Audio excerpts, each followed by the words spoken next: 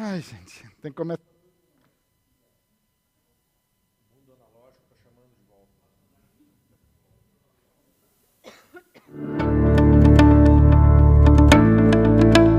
O Centro Alemão de Ciência e Inovação de São Paulo faz parte de uma rede de 5 centros. Nós temos um centro em Nova York, um em Moscou, um em Nova Delhi e um em Tóquio. E essa rede de centros está hoje dentro do DAD. O DAD é o Serviço Alemão de Intercâmbio Acadêmico. E nós somos uma organização que representa as instituições do ensino superior na Alemanha.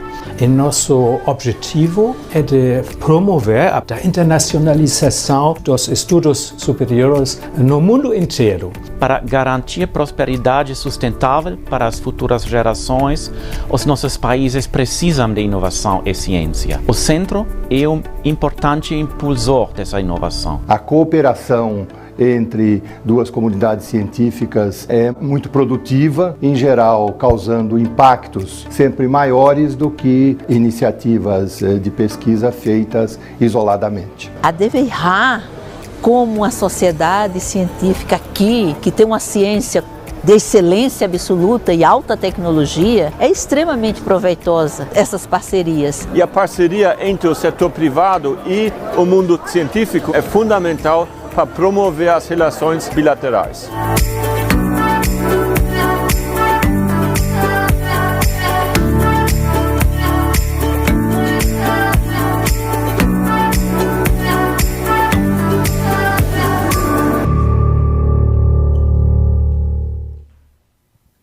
Boa tarde, good afternoon, guten Tag oder guten Abend, für den Fall, dass wir in Deutschland ein Publikum online haben. Pequeno pedido de desculpas pelo nosso atraso no início da transmissão. Bem, iniciamos neste momento o FWL Lab Brasil 2022, uma iniciativa da FWL Foundation e que no Brasil é representada e produzida pelo Centro Alemão de Ciência e Inovação São Paulo, ou simplesmente DWIH, como a gente pronuncia nossa sigla em alemão.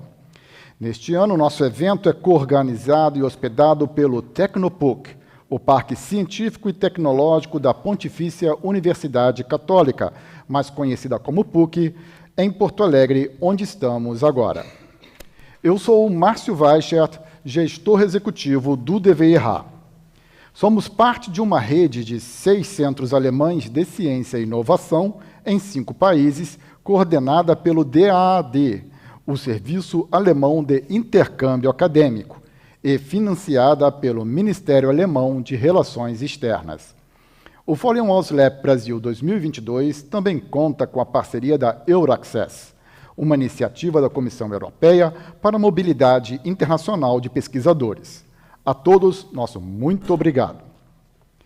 O FWL Lab Brasil é um concurso de pitches voltados a jovens pesquisadores com ideias inovadoras capazes de derrubar muros que travam o desenvolvimento científico, econômico, social e sustentável, que bloqueiam uma melhor qualidade de vida.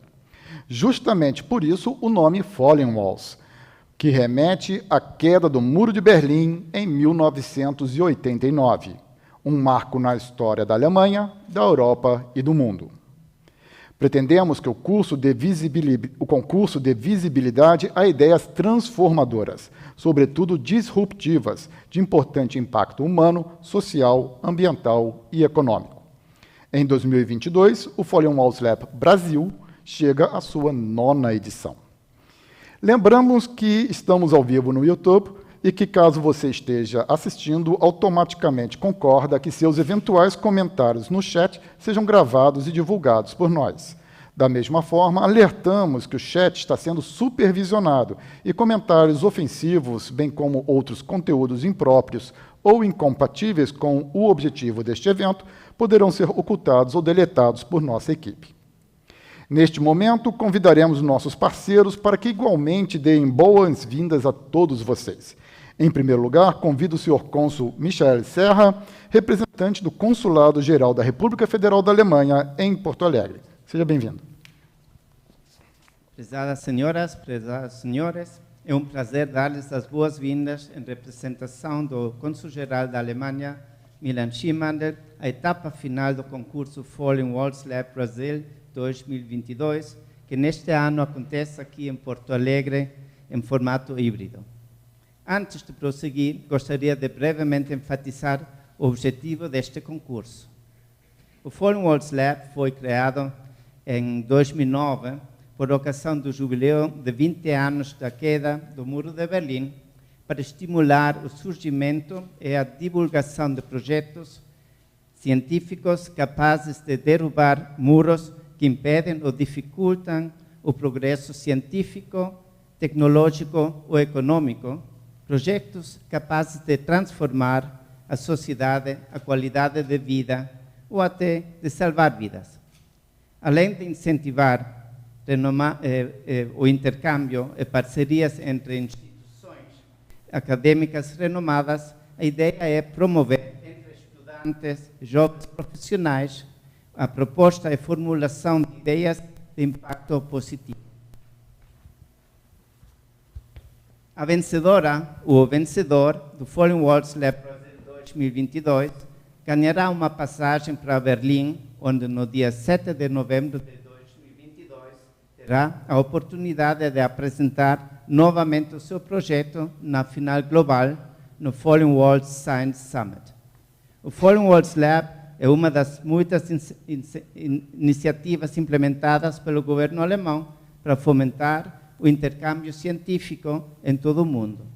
De fato, na área da inovação, a Alemanha figura entre os primeiros lugares no ranking mundial e representa um dos destinos acadêmicos mais atrativos para jovens estrangeiros.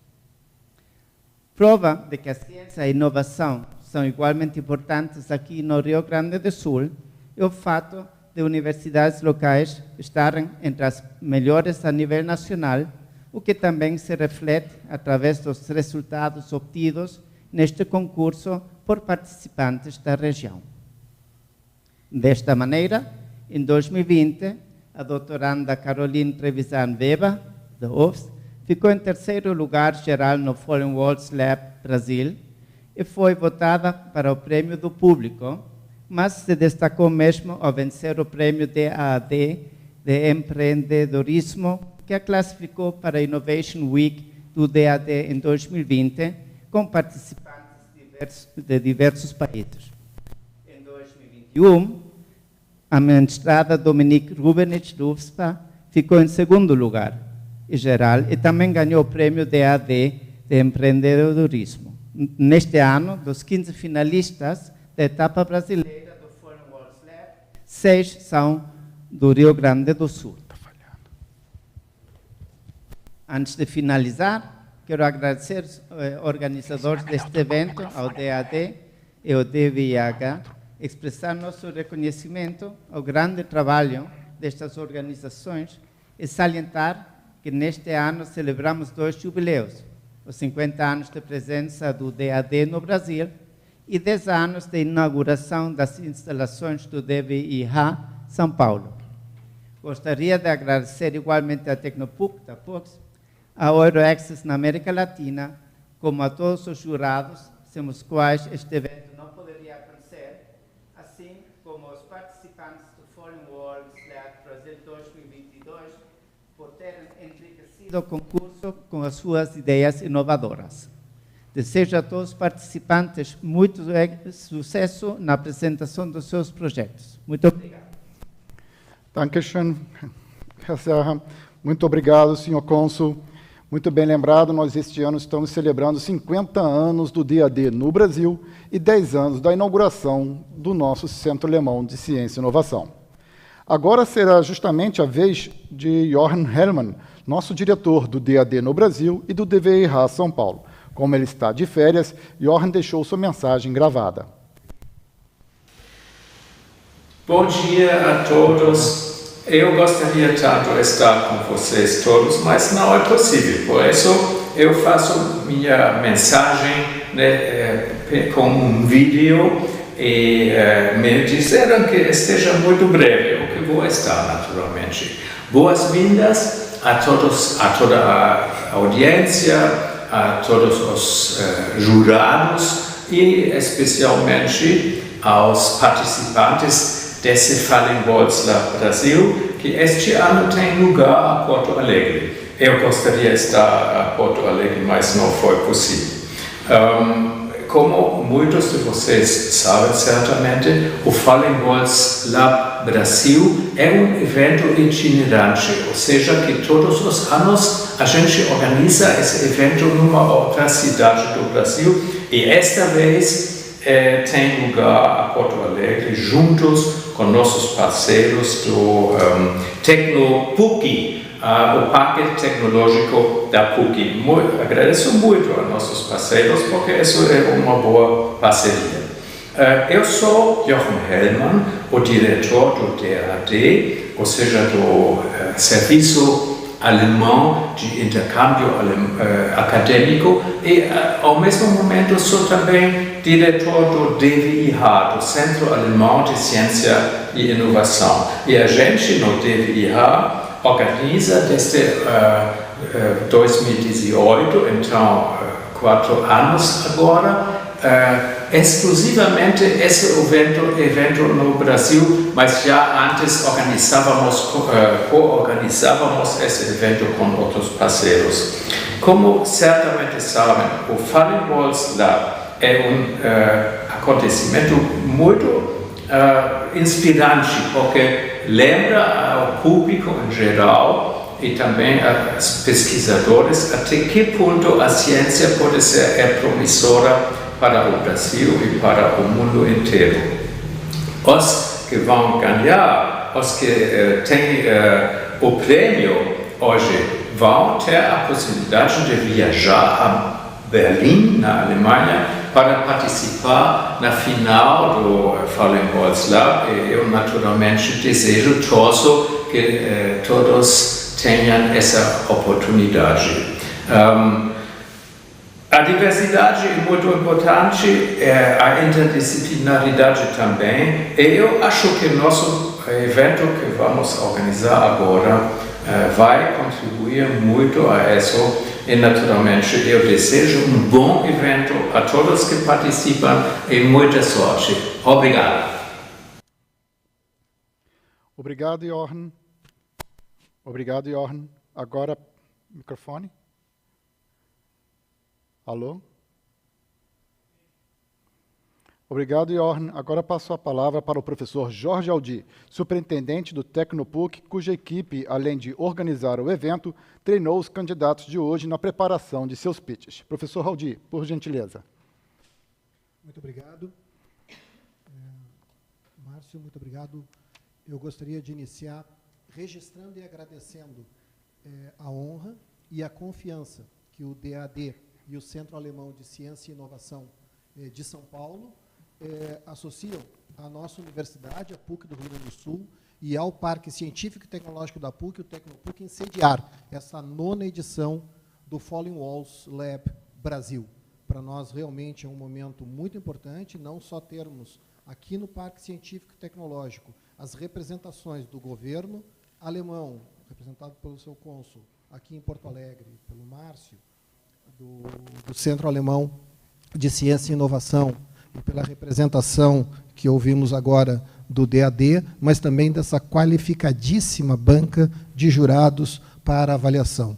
Acredito que, mais do que em qualquer outro momento, toda a questão que envolve a transformação da ciência, do conhecimento no seu estágio mais avançado, em riqueza, em desenvolvimento, em impacto, seja social, ambiental ou econômico, é muito importante, e ao fazermos isso, e ao apoiarmos, sermos apoiadores dessa iniciativa do Centro Alemão de Ciência e Inovação e do DAD, cumprimos a nossa função enquanto universidade e enquanto parque científico e tecnológico, onde aqui gerimos um ecossistema de inovação de classe mundial, e essa confiança dos nossos parceiros alemães só nos envaidecem e aumentam a nossa responsabilidade.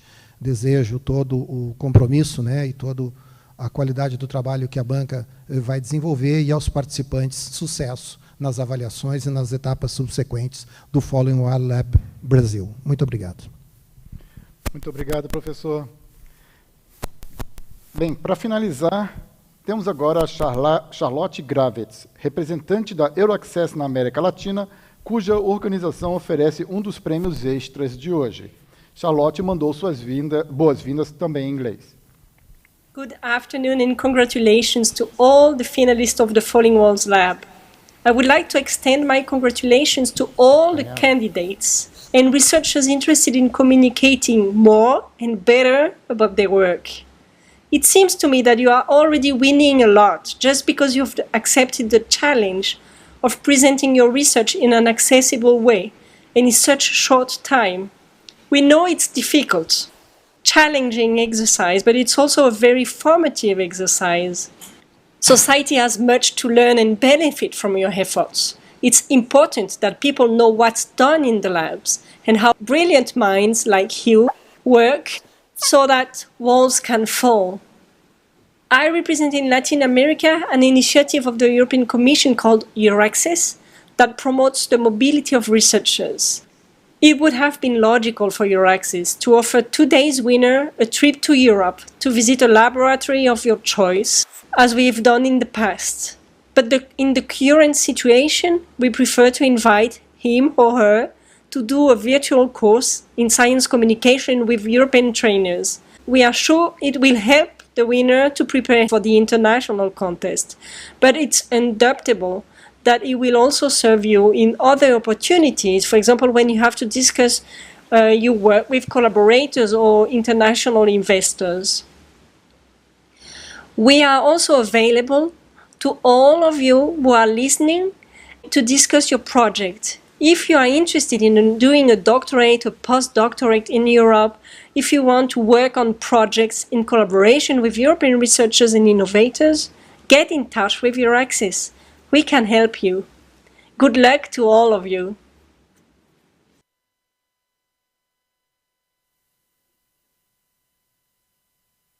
Obrigado, Charlotte. Muito bom revê-la, mesmo que seja por vídeo. Bem, por fim, solicitamos a 3 premiados dos últimos Falling Walls Labs Brasil para gravar mensagens aos candidatos deste ano. Os 3 atualmente pesquisam aqui em Porto Alegre.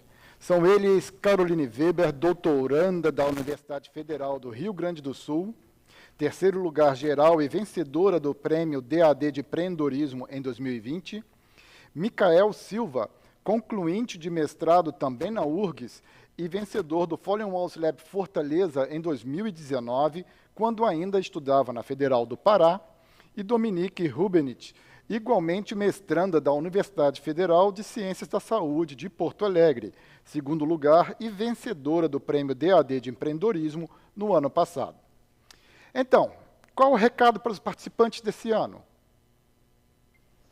Oi, pessoal, aqui é a Caroline, eu sou doutoranda em Engenharia Química pela URGS e participei da edição 2020 do Falling Walls Lab Brasil, onde fui premiada com o Prêmio do Público, o 3º lugar e o Prêmio DAD de Empreendedorismo.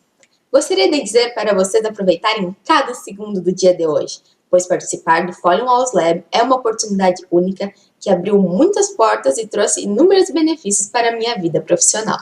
Desejo a todos muito boa sorte e um ótimo evento. Oi, tudo bom? Eu sou a Dominique. Eu fui vencedora do Prêmio de Empreendedorismo do DAD no Falling Walls do ano passado e fiquei em 2º lugar também no ano passado. E eu queria vir aqui desejar uma boa sorte para vocês aproveitarem muito todo o processo e tudo que vem depois, porque o Falling Walls ele abre muitas portas, são muitos contatos, muitas conexões e muitos aprendizados, e tudo isso com certeza vai agregar imensamente na vida de vocês. Então aproveitem bastante, que muita certeza que as ideias de vocês elas estão começando agora e elas têm muito futuro pela frente. Até mais! Olá, tudo bem? Bom, eu sou o Micael, um dos campeões do Falling Walls Lab de 2019, e hoje eu estou aqui em um dos laboratórios da Universidade Federal do Rio Grande do Sul para desejar a todos vocês boa sorte. Bom, eu quero agradecer as inscrições e dizer que todos já são campeões por estarem aqui. Então, gente, boa sorte, que vai dar tudo certo, tá bom? Bom evento para vocês. Muito obrigado, boas mensagens. Espero que todos estejam ainda mais inspirados e mais motivados para a competição de hoje. Bem, essa edição brasileira do Falling Walls somou mais de 80 candidaturas, recuperando o mesmo patamar de antes da pandemia e voltando a colocar a etapa classificatória brasileira entre as 3 maiores de todo o mundo. Isso mostra o engajamento da comunidade acadêmico-científica e de inovação do Brasil em tornar público o seu trabalho. Para avaliar todas as inscrições, contamos com um comitê de pré-avaliação, cujas notas formaram o grupo de 15 finalistas, convidados para hoje. Participaram como avaliadores do comitê Christian Stetz, conselheiro científico da Embaixada Alemã no Brasil, professora Andréa de Camargo, do Instituto de Física de São Carlos, da Universidade de São Paulo, ex-bolsista e embaixadora científica da Fundação Alexander von Humboldt no Brasil. Søren Metz, diretor do escritório da Universidade Técnica de Munique, em São Paulo, para a América Latina, e presidente do Conselho do DWIH. E eu, jornalista de profissão e gestor executivo do Centro Alemão. Nosso muito obrigado a todo o grupo que dedicou honorificamente algumas horas para avaliar as candidaturas. Para eleger os 3 primeiros colocados ou colocadas do Falling Walls Lab Brasil 2022, bem como o vencedor ou vencedora do Prêmio DAD de Empreendedorismo, contaremos hoje com um júri multidisciplinar, a quem, de antemão, também agradecemos pela dedicação. Peço aos jurados que acenem com as mãos, sinalize ao momento que eu vou apresentá-los. Bem, temos primeiro Robert Schader, professor visitante e leitor do DAD na Universidade Federal do Rio Grande do Sul. A professora Cláudia Lima Marques, diretora da Faculdade de Direito da Universidade Federal do Rio Grande do Sul e diretora do Centro de Estudos Europeus e Alemães, CDEA, financiado pelo DAD e sediado pela PUC Rio Grande do Sul. Professor Carlos Eduardo Pereira, da Escola de Engenharia, também da URGS, e diretor da Embrapi, a empresa brasileira de pesquisa industrial e inovação. Professora Tatiana Rocha, da Universidade do Vale dos Sinos, Unicinos, e representante para a América do Sul do Consórcio Alemão de Universidades de Ciências Aplicadas, g.a.s.t. Professor Rafael Chanin, professor da Escola Politécnica da PUC Rio Grande do Sul e líder da área de startups. Marcos Koester, diretor executivo da Aeron Sistemas de Transporte S.A., diretor da Federação das Indústrias do Estado do Rio Grande do Sul e ex-presidente da Câmara Brasil-Alemanha no Estado. Thaís Hücker, jornalista e coordenadora de conteúdo do jornal digital GZH, do grupo RBS. Bem, contamos hoje, mais uma vez, com um grande time nesse júri, com diversas áreas de conhecimento representadas, bem como os setores acadêmico-científico, empresarial, de empreendedorismo e inovação, a interface ciência-empresa e, através de uma jornalista, a sociedade civil. Vamos agora à pergunta que muitos devem estar se fazendo. O que ganham os vencedores do Falling Walls Lab Brasil? Para responder a vocês, preparamos um vídeo. Prêmios do Falling Walls Lab Brasil 2022. Prêmios do primeiro lugar. Viagem a Berlim com passagens aéreas e hospedagem pagas para participar da final do Falling Walls Lab 2022. Participação em Brain Dates e atividades complementares. Prêmio Euraxess, Pitch Training Online focado na final global do Falling Walls Lab. Possibilidade de ganhar uma vaga no DAD Innovation Week 2022. Troféu e certificado. Prêmios para segundo e terceiro lugares, bem como prêmio do público. Troféu e certificado. Prêmio DAD de Empreendedorismo. Vaga assegurada na DAD Innovation Week 2022. Passagem e estadia para a Innovation Week, que este ano volta a ser presencial. Troféu e certificado.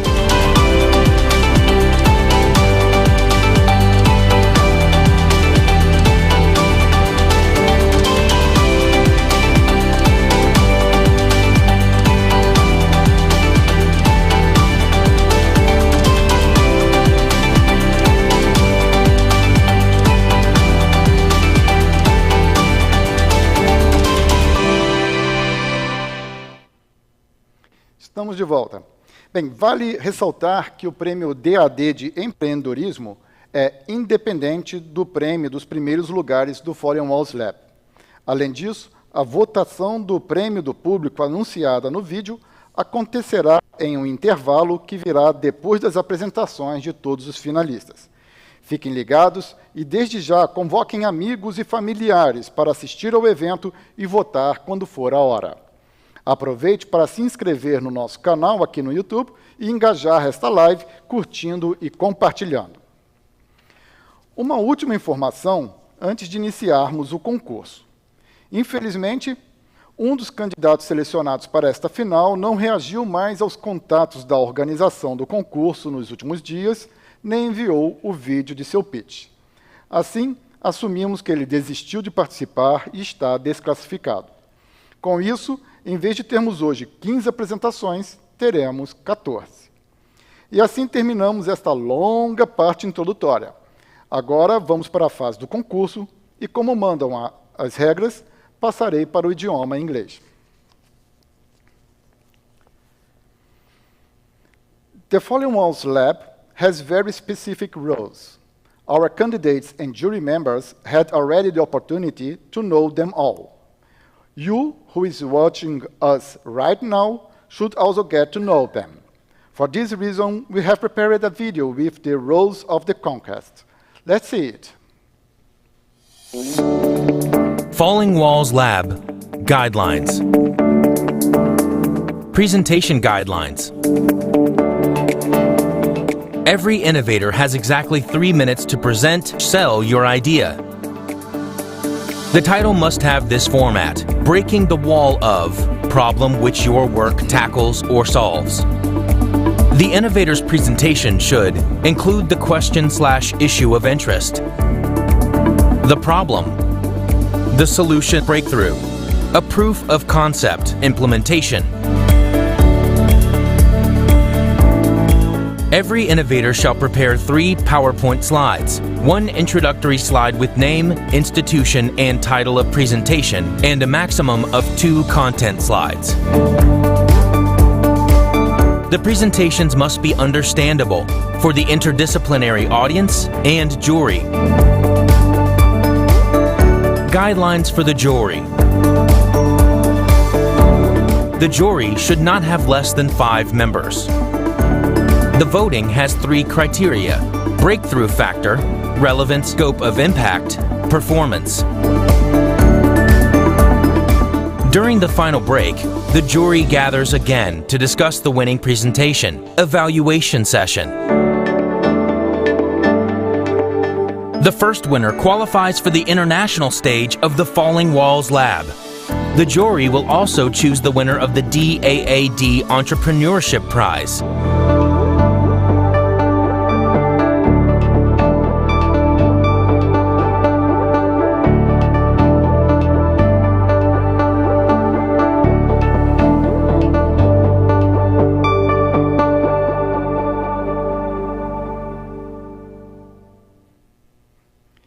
Now, everybody is aware of the rules, including the audience.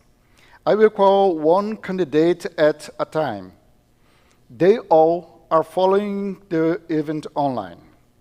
The pitches were previously recorded. Also, the jury members will watch them and know the candidates for the first time. So, we all need to concentrate and pay attention. After its video pitch, the candidate will appear online, and we have only 1 minute for questions from the jury and answers. We ask you to be very objective in order to optimize the time for more questions and clarifications. Are you all ready? Yes? Okay, nice. So let's begin. Our first innovator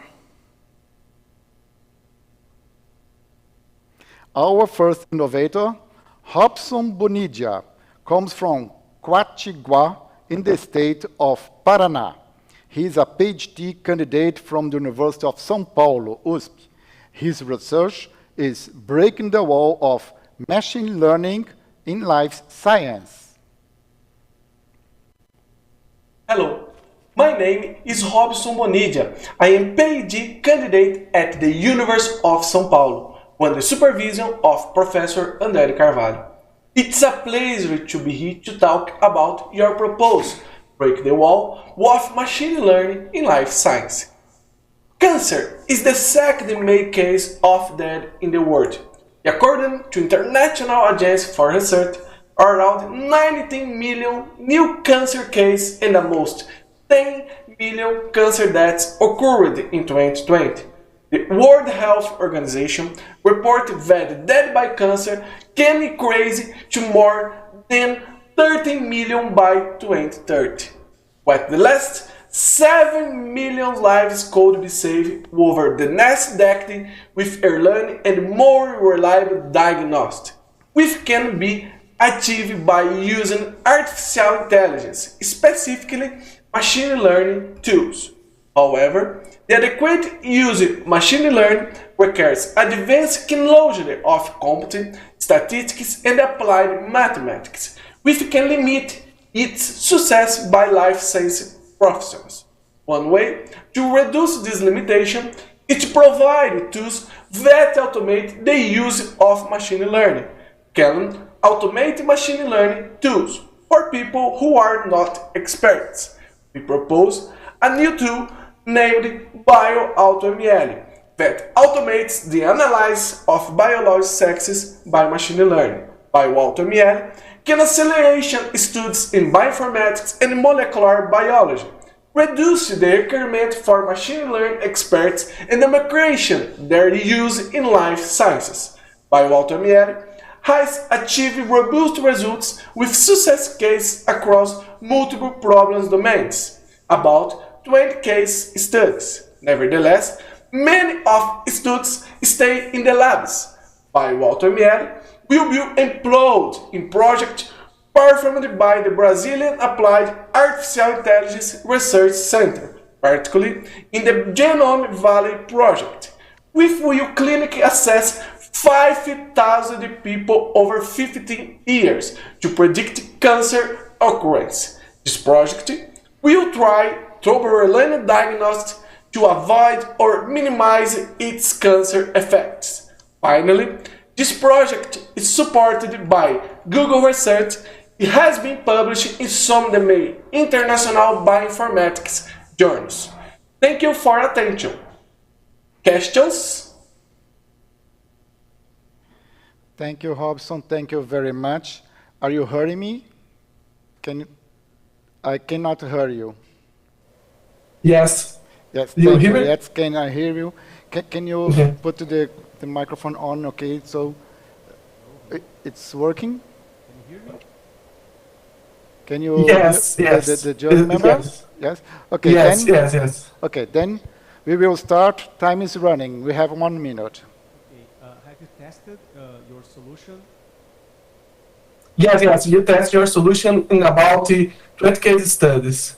AAV, cancer peptides, and the coronavirus mutations, among others.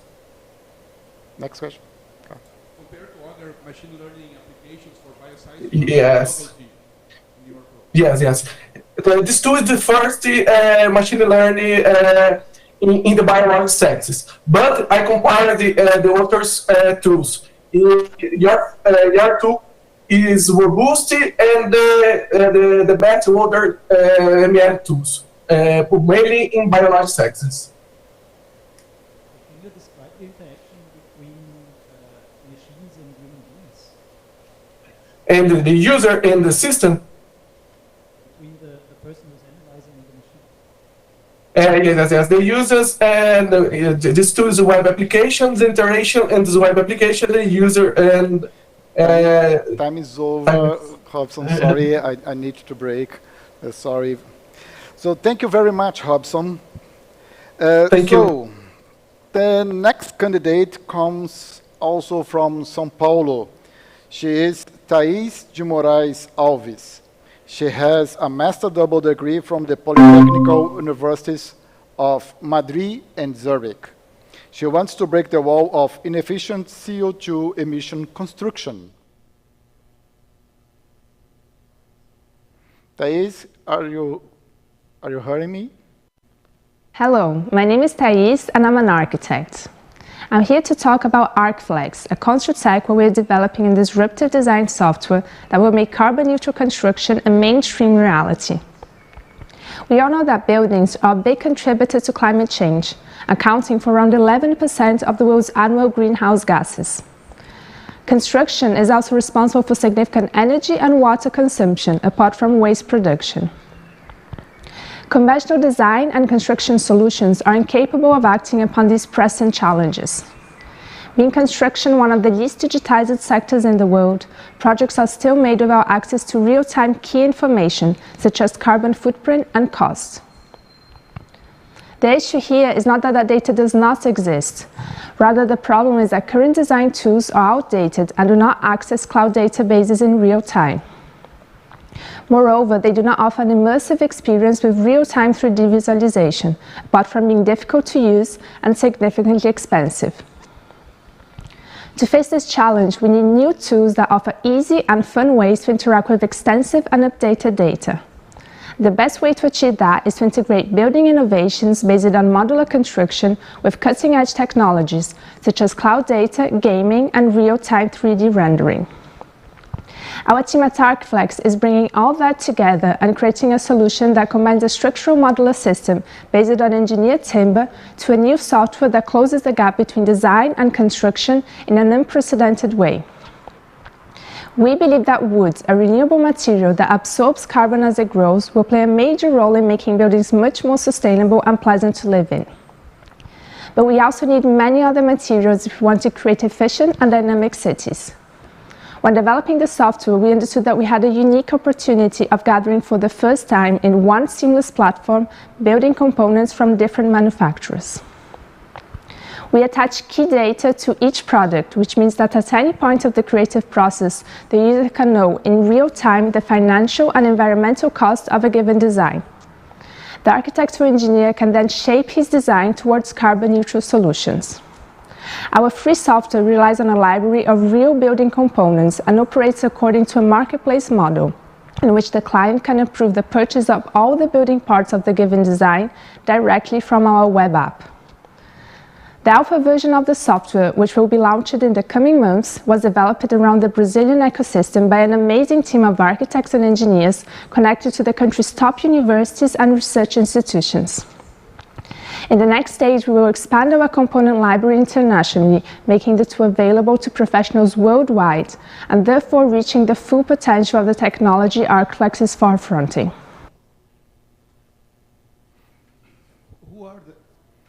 A moment. Hello, Thais. Are you hearing me? I cannot hear you. We cannot hear you. Maybe it's the problem here with the technical. Yes. For me, the microphone is open. Okay, we are hearing you now. Thank you, Thais. So then we will start. We have the first question. Time is running. Marcos. Who is supposed to use that system?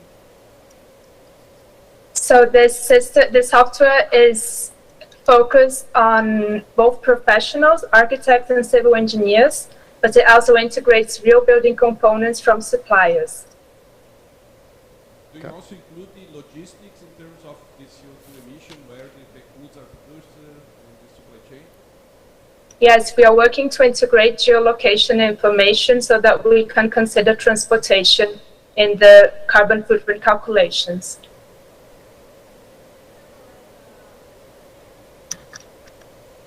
Sorry, I didn't hear your question. Sorry. Do you have a business plan? Yes, we do. We have a business plan, and we are working with a marketplace approach. Okay. I think time is over. It's not enough for our next question. Thank you very much, Thais. Congratulations. Thank you.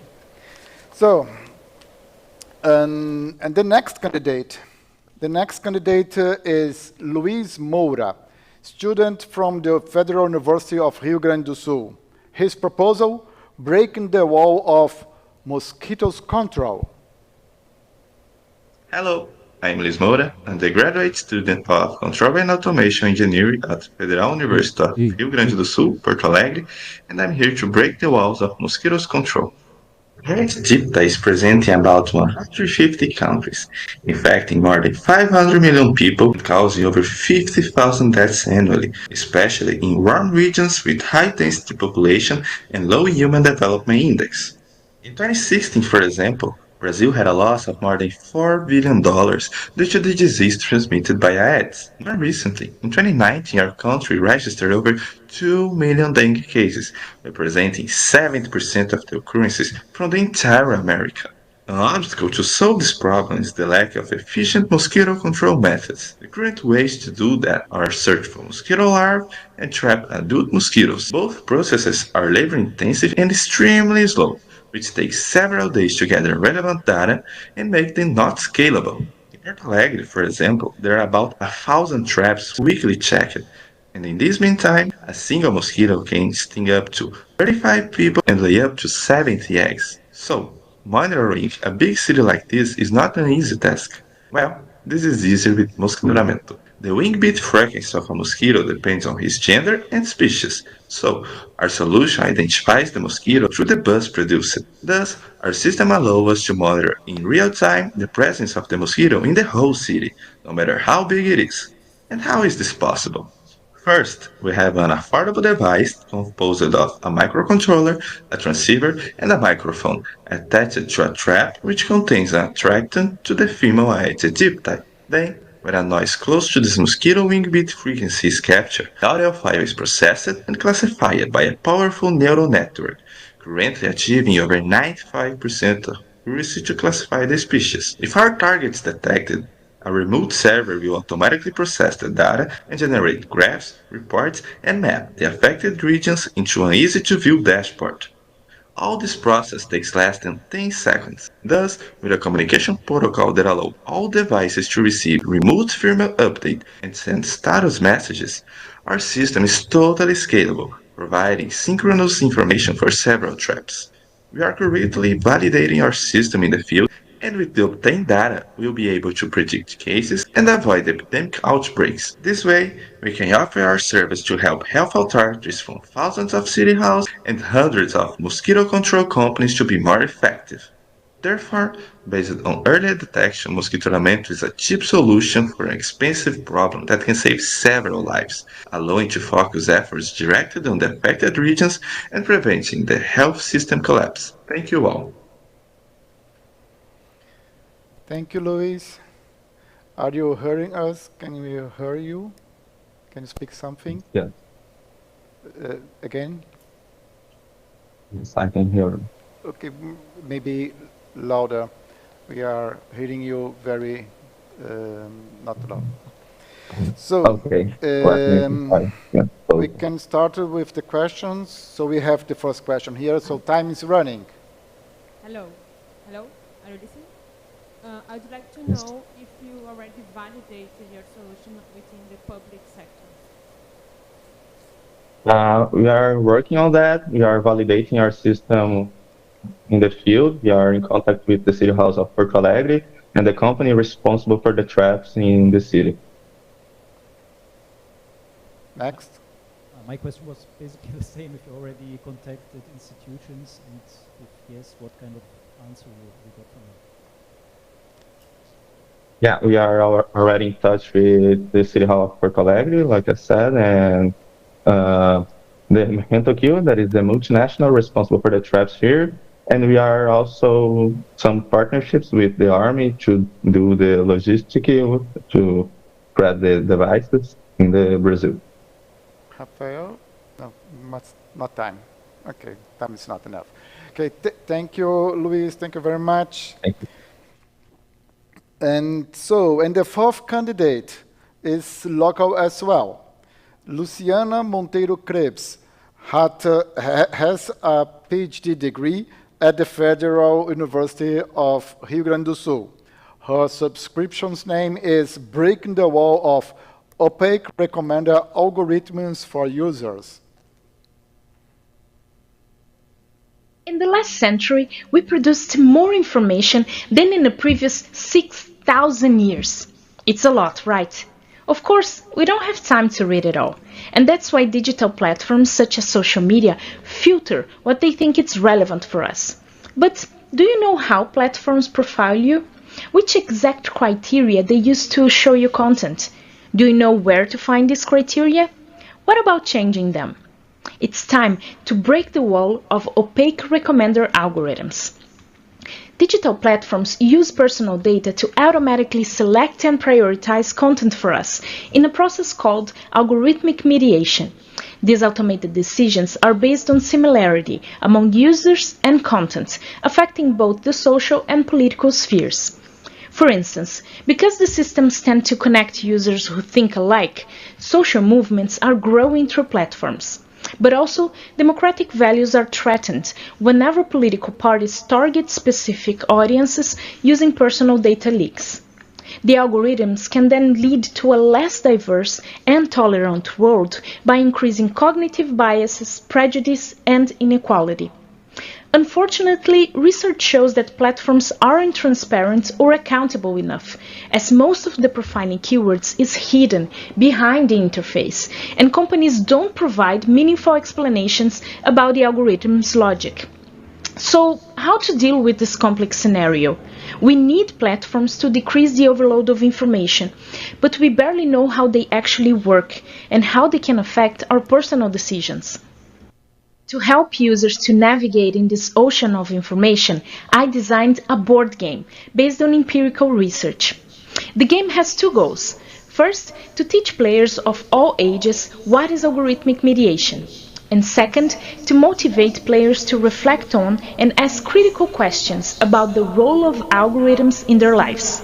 In the game, complex concepts become easier to grasp through simple cards. Players learn about privacy protection, profiling features, automated inferences, and how to align the content they see and interact online with their own personal values. This way, users develop digital literacy, gaining knowledge about what algorithmic mediation entails in a playful way. Because the game is physical, it's accessible and easy to replicate anywhere. Players will be able to download the PDFs with the rules and create the board and the cards using a simple printer, thick paper, and scissor. This way, I want to empower people for the smart use of information and to break the wall of opaque recommender algorithms. Thank you, Luciana. Are you hearing us? Yes, I'm not hearing Luciana. Can you speak again? Edmilson, we are not hearing Luciana. Can you hear me now? Yes, fine. Thank you. So then we can start. So we have the first question. Time is running. Hello. How can you monetize the solution? Thank you for your question. To answer this question, I would like to highlight two things. The game is meant for societal impact, especially people who don't have access to formal higher education. And the second thing is that research phases developed to create the prototype were funded by the CAPES Foundation, so it will be possible to offer the game by a symbolic value or even for free to the users. Next. Do you plan to have a digital game as well? That is possible, but because the game is physical, I wanted to make sure that we could reduce the screen time because we saw in the pandemic that it's tiring and can lead to burnout. So I wanted to propose again that people can have quality time. Thank you, Luciana. Time is over. Sorry. Thank you very much. So, and the fifth researcher's name is Hiuri Noronha from the State University of Campinas, Unicamp. He is a master's student and wants to break the wall of noise mitigation using Bio-Metamaterials. Hi, I'm Hiuri Noronha, and I'm breaking the walls of noise mitigation using Bio-Metamaterials. It is unimaginable how many acoustic noise sources are being emitted near us. A study carried out in 1979 had already shown that 12% or more of the global population was in risk to contract cochlear damage, meaning that up to over 600 million people was recognized to suffer from noise-induced hearing loss due to the excessive noise levels exposure. According to a report of the European Environment Agency in 2020, only in Europe it is estimated that 22 million people can suffer from chronic high noise and 6.5 million people can suffer from chronic high sleep disturbance. We know that an upright propulsion engine has the potential to emit acoustic pressures of the order of 120 decibels, leading to the mentioned problems, children learning impairment, and leading to the negative impacts of fauna. As the case of an airport in Manaus inside the Amazon rainforest, 3 kilometers away, the acoustic noise produced by an airplane during takeoff or landing is perfectly audible. Moreover, other particular sources is given from the vehicular traffic that reaches levels up to 80 decibels, almost constantly. That way, we know that any noise environment is very hard to mitigate, where harmful and ubiquitous noise sources are present. Recently, researchers from the University of Bristol, UK, presented the prominent absorbing ability deployed by moths to avoid ultrasound echolocation from bats. Their rigs have fantastic features inherent from metamaterials that can provide stealth effects to face the high evolutionary pressure given by these bats. Based on our previous works and discoveries on metamaterials, our disruptive proposals to design acoustic shield devices, very long absorbing panels, or even thin films that can be attached to any surface to suppress unhealthy noise, audible noises. Essentially, our proposed biomimetic metamaterials devices can reproduce strategies found in nature, as the case of moths, mimicking their ring structures through generatrix form functions that presents absorbance up to 80% of the noise levels at resonance according to our computational models. From the standpoint of engineering, our proposal is to push it to the limit and deploy biometamaterial shields that can be applied to mitigate any noise environment. The differentiating features of these devices are the reduced volume, tunability at the resonating frequencies, as well as it can be designed to be weatherproof, specifically for outdoor applications. Other deployments and studies are ongoing, as design a biomimetic metamaterial to optimize and miniaturize the cochlear implant that nowadays is quite big. You want to make it comparable to the size of a pen cap and that fits inside the ear canal, reducing the required path inside the skull and shrinking the size of the apparatus as a whole. Thank you, Hiuri.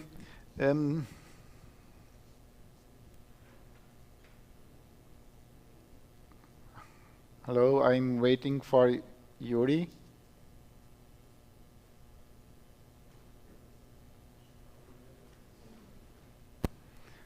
Was the video finished or not?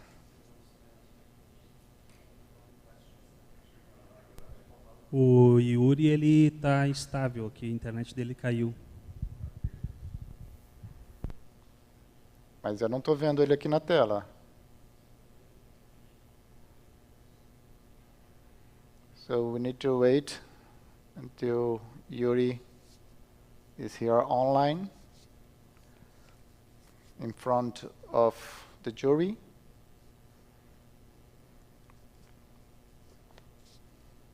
So I'm very sorry for this delay.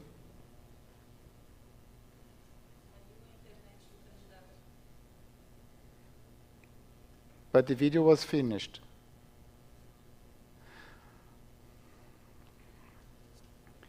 Sorry, the candidates is in this moment offline. We cannot wait very much.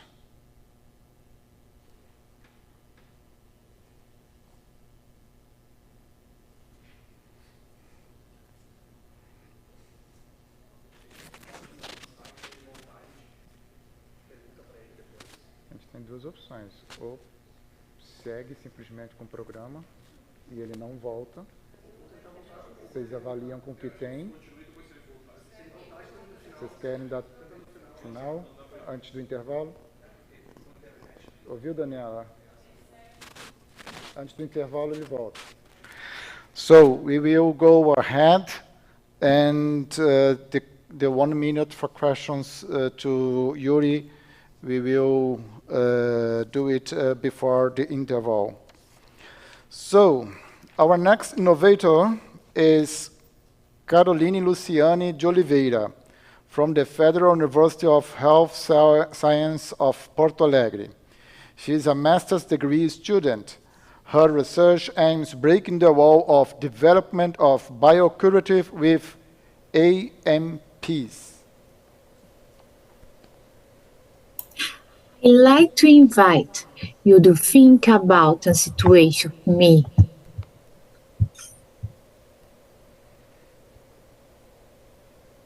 Many people have skin wounds that do not heal in the span of time. The situation happened due to many factors. For example, slow healing, persistent infection, and diabetes.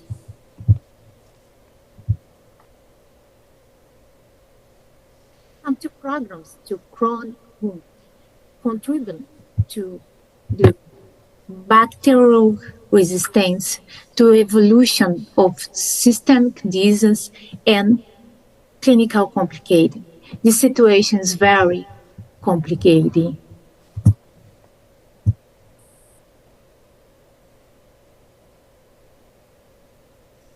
Did you know that the AMP are small molecules with therapeutic potential and promoting wound healing?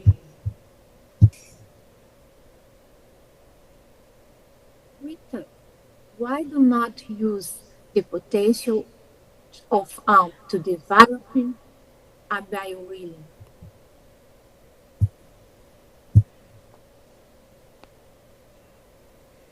And this is what proposed to developing a bio-addresses with AMP action.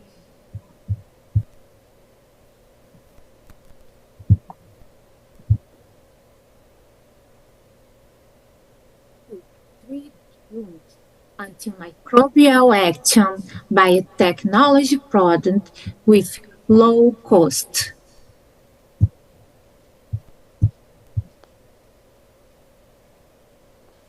How will we do this?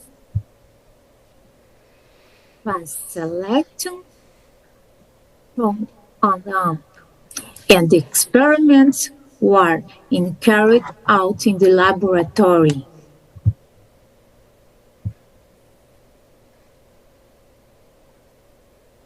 We are still analyzing the result.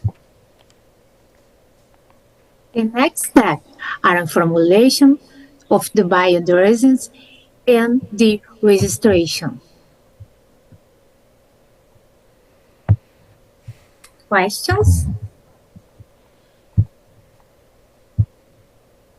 Thank you, Caroline. Thank you very much.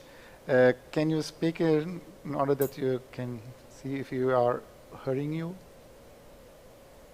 Can you say something? Are you hearing us, Caroline? No. No. Can you hear me? Yeah, now repeat, please.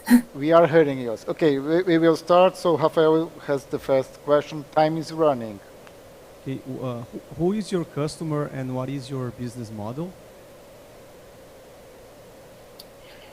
Yes.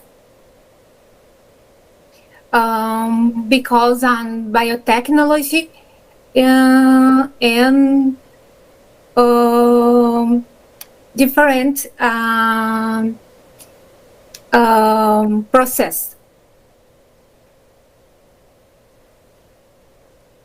Thank you. Do you have, Marcos? Is this to be offered to the pharmaceutical industry? Yes. we think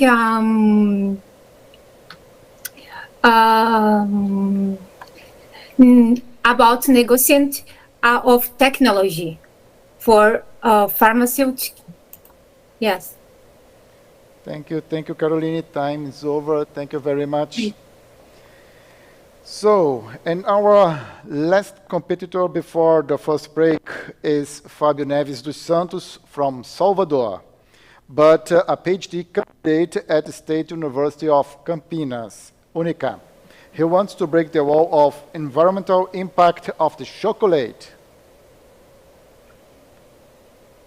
Hello everyone, I'm Fábio Santos from Brazil. I am collaborator research at University of Campinas, and I am founder of the Cacao's Biocosmetics. You feel happy eating chocolate because it's delicious and reduce the risk of depression.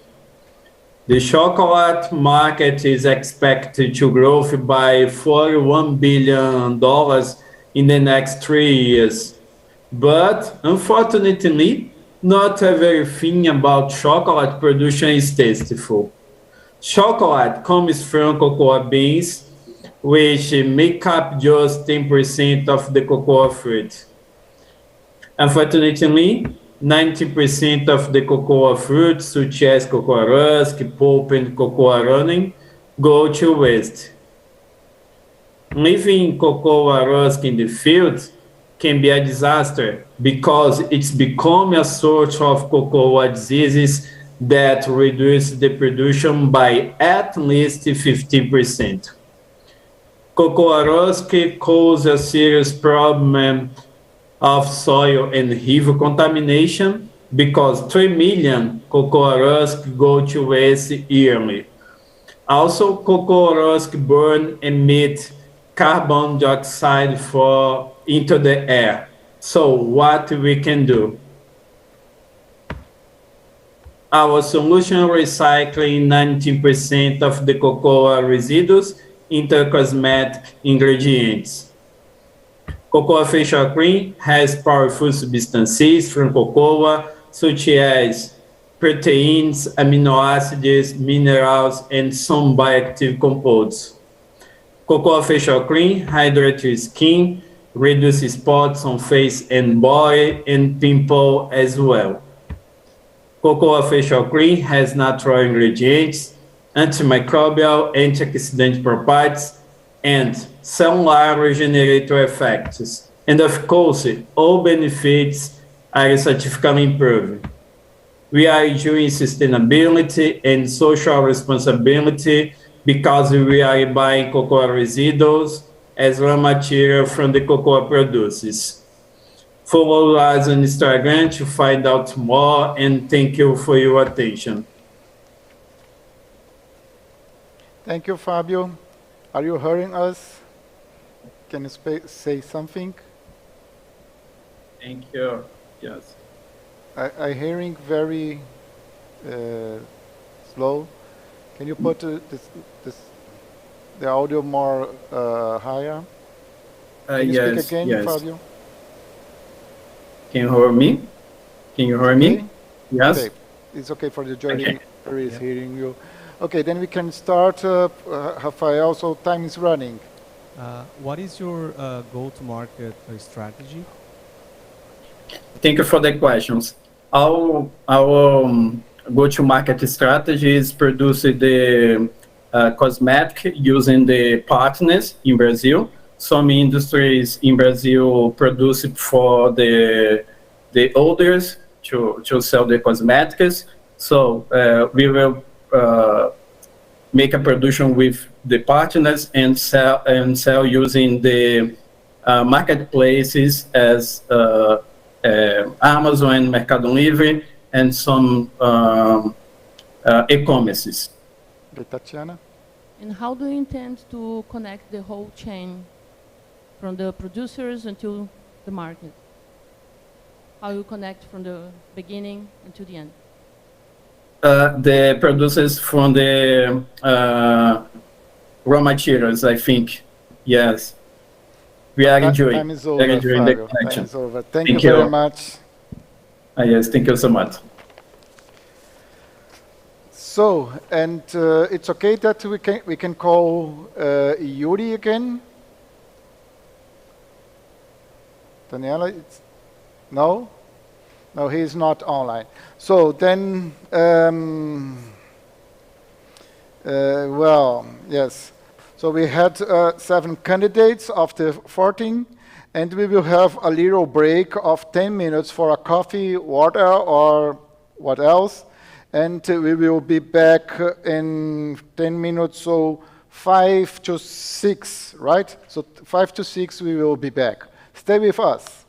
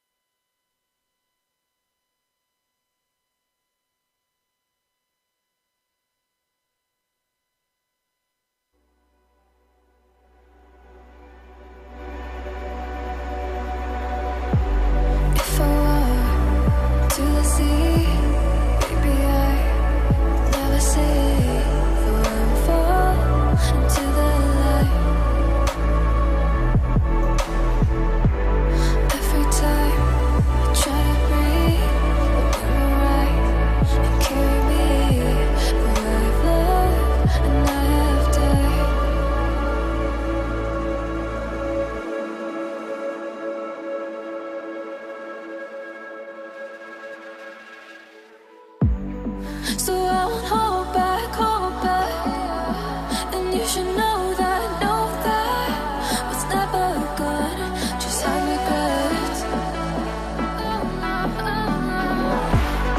So I won't go back, oh, but I got me to forget the time I lost, the moonshine back again.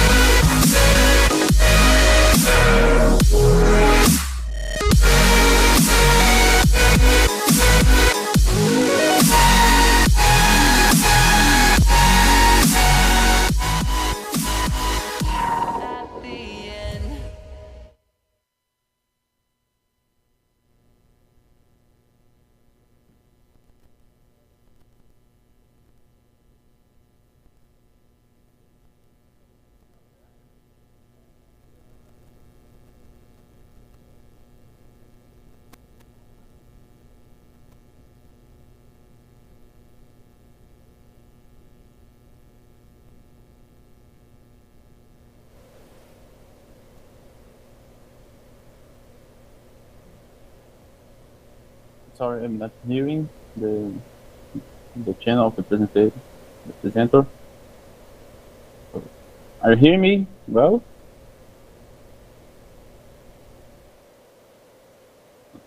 Yuri, are you hearing us? Yes, I'm hearing you. Okay, no. So we are back and we will go ahead then with Yuri, and we will have now the 1 minute. Can you say something in order that you check that we are hearing you? Yes, I'm hearing. Okay, thank you. So then we will start. We have 1 minute, and the first is Robert. Okay, time is running. Where exactly will the technique be applied? Will it be on the object which makes the noise, or on the buildings? Can you repeat? I'm not hear you very well. Repeat, please. Not hear you very well. Where exactly will your technique be applied, on the object which makes the noise, or on buildings? Or I'm not hearing you well. So where we will be applied your technology, in the buildings or in the object that thank you.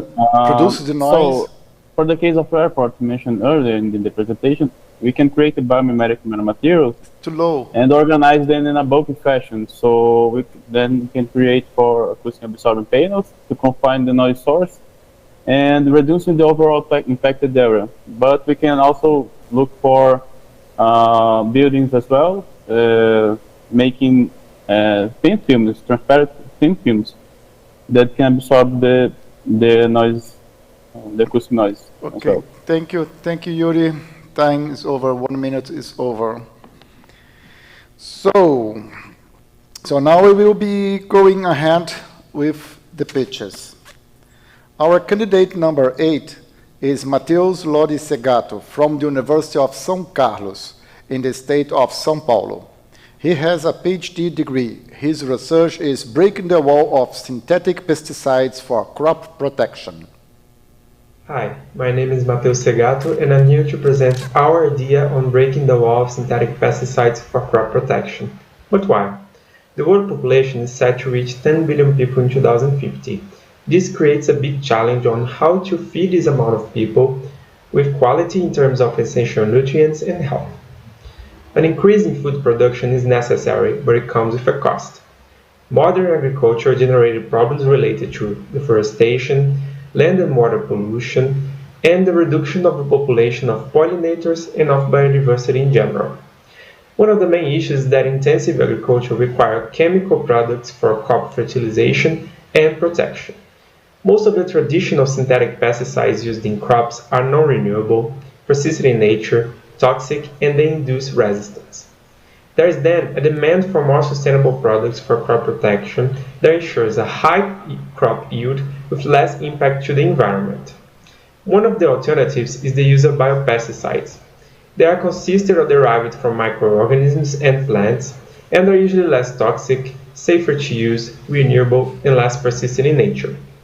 One of the main barriers of plant biopesticides is the availability of the feedstock, which is usually from non-domesticated plants or the crop that may compete the land use with food production. So our idea to overcome this barrier is to use fruit processing waste. They are generated in large volumes and centralized in food processing plants, and they are a financial and environmental burden for the food supply chain. But they have a high amount of bioactive compounds, being then good candidates for use as biopesticides after extraction. Our main work involved the use of mango residues derived from juice production and consisted of mainly mango peels and seed. The homogenizer-assisted extraction technique showed better results in lab scale with only 5 minutes of extraction, resulting in a fast process with low energy consumption. Besides that, by only using ethanol and water, instead of nasty organic solvents, it was possible to use a direct application of this ethanolic extract as a liquid biopesticide against some of the main crop pests in Brazil. For Lycovippa armigera moth, for instance, this mango waste extract reduced in over 90% of the growth of the larvae after 10 days. In addition, the ethanolic extract was also tested for its phytotoxicity, showing no effect on soybean plants, which then shows a promising selectivity against the pests. Our research showed a viable, sustainable way to promote crop protection that can be safely used in organic farming, for instance. We believe that this may help on reaching the goals for a sustainable population growth with quality food for everyone without compromising even more the natural resources.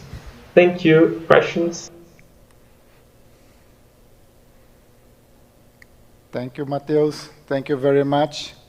So, can you say something so we can check? Okay, fine. Can you fine. hear me? Yeah. We can hear you fine.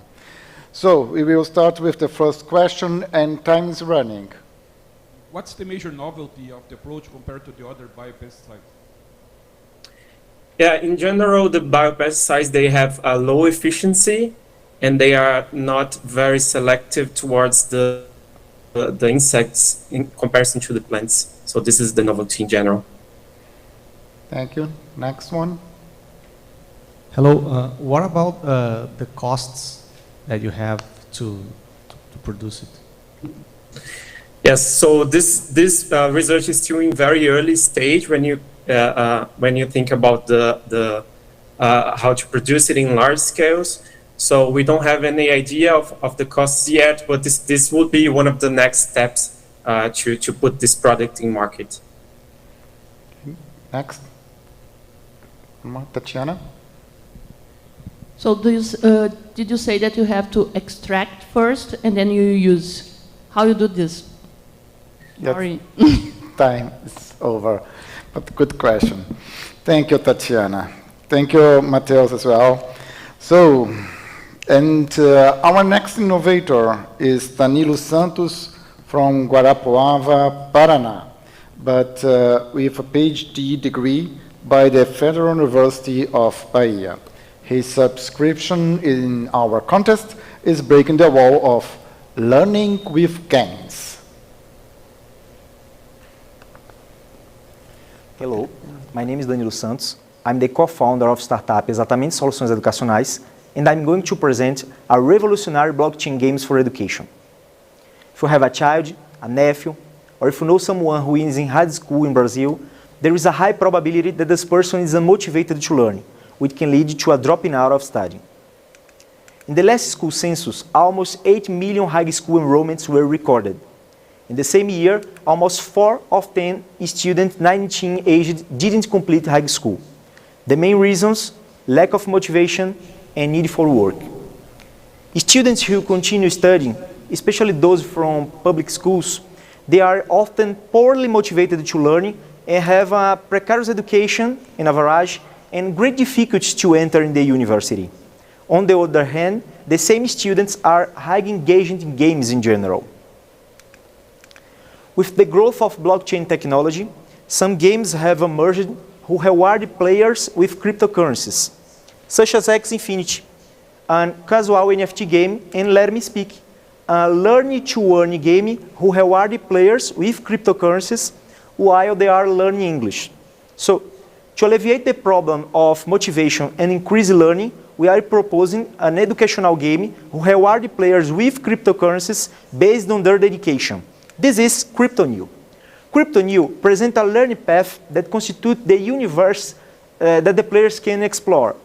So, they can navigate from the galaxy, entering constellations and planets, and that's the place where we arrive some questions.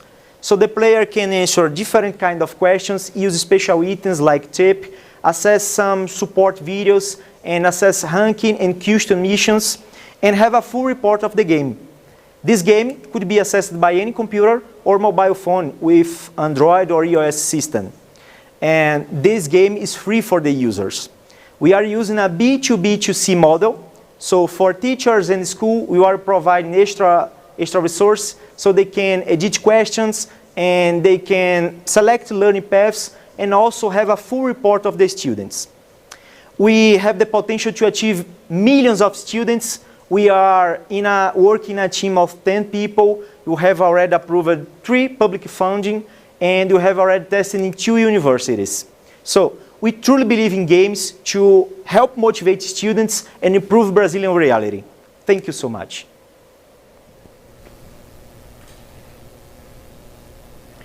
Thank you, Danilo. Thank you very much. So, Are you hearing us? Can you say something? Yes. Yes. Okay. Can you hear me? I hear you well as well. Say, okay. So first question. So we have on. Time is running. Thais. Hello. How is the difference between your solution to others educational platforms that are already exist? Thank you for the question. We are the first game that are employing blockchain technology for education. We are providing an educational solution for, especially for higher education. So, including this technology, we are understand that the motivation of the students will increase with this solution in this technology. Next, Roberto. What kind of courses or disciplines you thought using the games, and would it be possible to interdisciplinary games as well?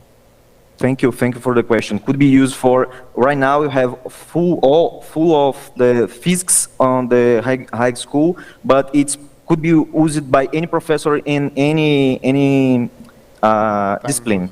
Time is over, sorry. So thank you, Danilo. So, and our 10th candidate is also from our hosting state today, but not from Porto Alegre. Silvana Hempel lives in Caxias do Sul and is a PhD candidate by the Federal University of Rio Grande do Sul. She wants to break the wall of new materials for agriculture. Hi, my name is Silvana. I'm a PhD student at the Federal University of Rio Grande do Sul, and I'm going to break down the walls of new materials for agriculture. Here we have the simplified nitrogen cycle in the soil and how natural nitrogen and nitrogen fertilizer change from one form to another in the soil. When the soil cannot retain the fertilizers due to excess water from irrigation or heavy rains, it is leached into groundwater and surface water bodies or lost through volatilization. These losses represent costs for producers and low efficiency of fertilizer, in addition to impacts on the environment. Nitrous oxide is one of the main greenhouse gases. It is considered more potent than carbon dioxide in global warming. In terms of behavior of conventional mineral fertilizers in the soil, we observe a high concentration of nutrients after application of the fertilizer.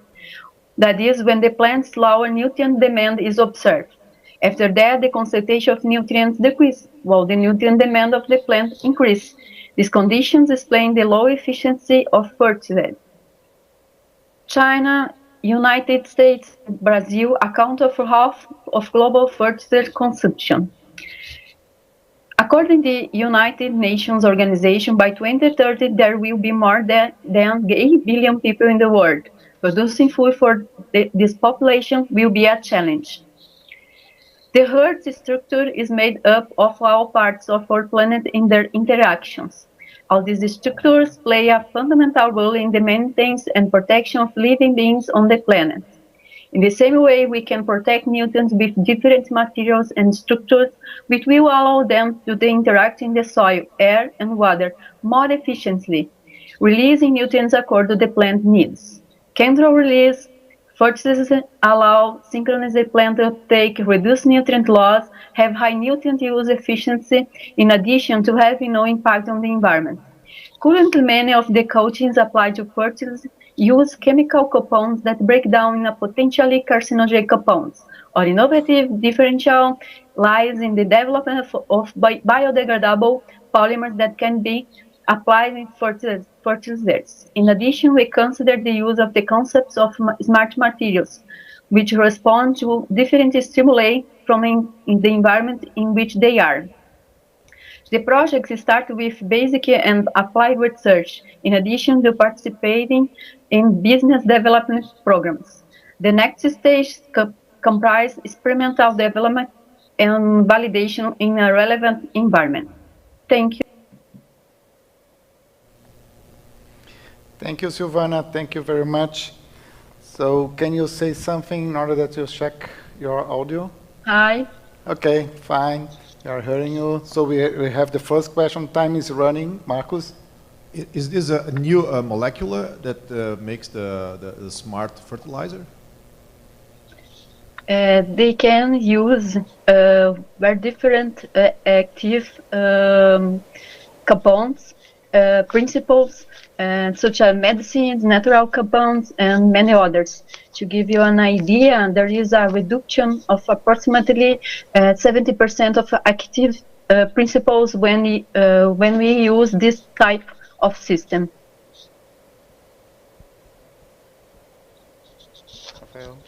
In comparison to other similar approaches, what's the main difference? The difference with the project, the materials with development is the use materials with the biodegradable polymers with the comportment with the biodegradable. Time's over, Silvana. Thank you very much. Thank you. Bye. Okay, so, and our next competitor is Tiago Melo. He's from Santa Luzia and is studying at the Federal University of Minas Gerais. He wants to break the wall of urban climate planning in Latin America. Hello everyone, I'm Thiago, an undergraduate student of architecture and urbanism, and this is a path to break the walls of urban planning in Latin America. Well, it is known that in the last decades the world has presented high rates of urban growth. It is expected that by the end of this century, about 70% of the whole world population will be living in cities. Considering the Latin America context, this number ups to 80% at the same time. It is concerning because this kind of process demands and impacts more and more of our current urban infrastructure, of our current resources, and above it all, in our environment. The environmental crisis can be felt in so many aspects in our lives, such as in our health, in our economy, and considering the fact that this amount of people are and will be living in cities, understanding the urban environment, the urban climate is essential to plan better futures. So many countries in the world has been using local data infrastructure to plan cities, but in Brazil and Latin America in general, there is a lack of data, a lack of resources, a lack of technologies. There is this gap. And we know very little about our cities in terms of environment, in terms of climate, and there are very few places, very few cities that have satisfying data sets. And to face this, in the last 2 years, I have been studying and serving different open access data based on geotechnologies, remote sensing, spectral indexes, global maps, and so many other techniques to develop a manual workflow to access, represent, and analyze local environmental data. Here I'm talking about urban heat islands, formation and intensity, morphological patterns, the presence and the robustness of vegetation, and so many other aspects of the environmental sphere. Here, in a nutshell, what I did was to merge, to compile different strategies, methodologies of different fields of work, fields of knowledge, to help cities in our context to plan based on evidence, based on technology. This is a adaptable, comparable methodology, and I am sure it can enhance decision making. I'm currently using it in institutional initiatives, and I'm sure that using it in a widely way can be really, really well-working. I thank you for your time, and I am open to questions. Thank you, Thiago. Thank you very much. Can you say something to check the audio? Can you hear me? Yes. It's okay. Is that okay? We will start with the first question. So, Carlos can start. Time is running. Okay. Have you validated your ideas already with some test case? I'm sorry, I didn't understand that. Have you validated already the approach? Yeah. I did it in a couple of cities of different countries. I did it in Argentina, Bolivia, and Brazil. And we were working with different approaches, validated approaches, what I did was to create a workflow based on evidence, based on science and literature. Rafael? Yeah. Who is your customer and what is your business model? I think my customer would be like municipalities, for sure. And the business model, how you're gonna make money? I mean, what's the model you thought? Yeah, it would be like a thing to do for municipalities, like action plans and so on. I don't think it is like such a. I'm sorry. Okay. Thank you. Time's over, Thiago. Thank you very much. Okay. So, the 12th candidate is Isabela Caroline Pereira Rodrigues from Limeira in the state of São Paulo. She's a PhD student by the State University of Campinas, Unicamp. Her research is breaking the wall of vascular grafts. Hi, my name is Isabela Rodrigues and I want to break the wall of vascular grafts. I still remember the day when a great friend of mine suddenly lost her husband to a heart attack. Her empty stare while she was trying to figure out a way to live without the love of her life was heartbreaking to me. So I realized, if we could do something, we should. Because if nothing is done, by 2050, the number of deaths globally will be equivalent to the whole population of Europe today. Now, I invite you to imagine a world with me where cardiovascular diseases are no longer the leading cause of death. For that, we aim ischemic heart diseases, which are the most common ones, in which cholesterol accumulates inside blood vessels, impeding the blood flow to the heart. To save the heart, we need to use vascular grafts, such as the saphenous vein bypass and primarily stents, which are structures that you insert inside blood vessels to keep the blood flow. Almost 1 million surgeries were performed in the public health system of Brazil in the last 10 years using one of these grafts, and more than 10 million may be needed globally per year. Still, they are far from being ideal. Studies have shown that 20 to 40% of these grafts can fail over time because of inflammation, thrombosis, and other causes. So how can we reduce this problem thinking in a solution that is safe over time and efficiently manufactured? For that, we developed a bioabsorbable stent, which is a stent that, after fulfilling its job, is safely absorbed by the body over time, not causing any problems in the long run. To develop that, we used polymers that are already used for medical applications and proteins that we can easily find in our own tissues and vessels, such as collagen and elastin. To efficiently manufacture these stents, we built a rotary jet spinning system, which is pretty similar to a cotton candy machine. And it produces fibers, and the fibrous stents that we developed in here. It can produce up to 1 kilogram of fibers in less than 5 hours, and it's scalable still. Now, regarding the cost, we know that a commercial stent can go up to $7,000 here in Brazil.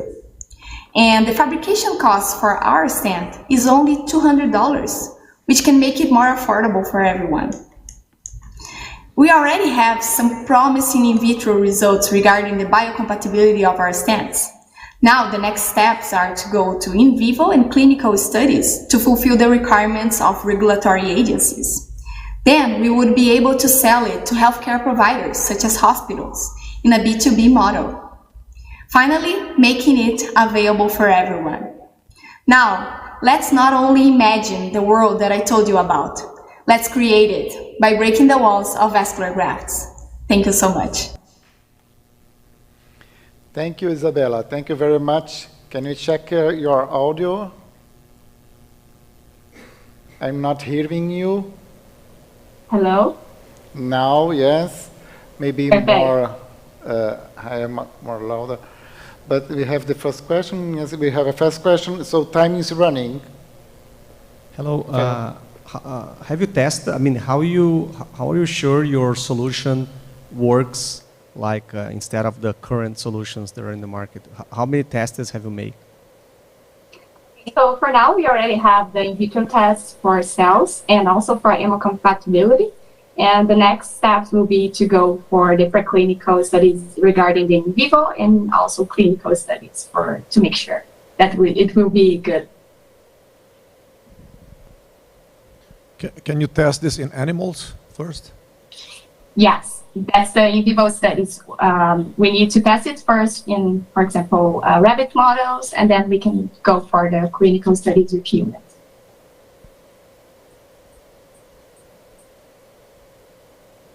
You investigate patents already existing in this field? Sorry, can you repeat?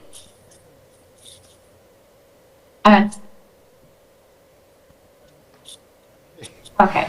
Okay, thank you, Isabella. Thank you very much.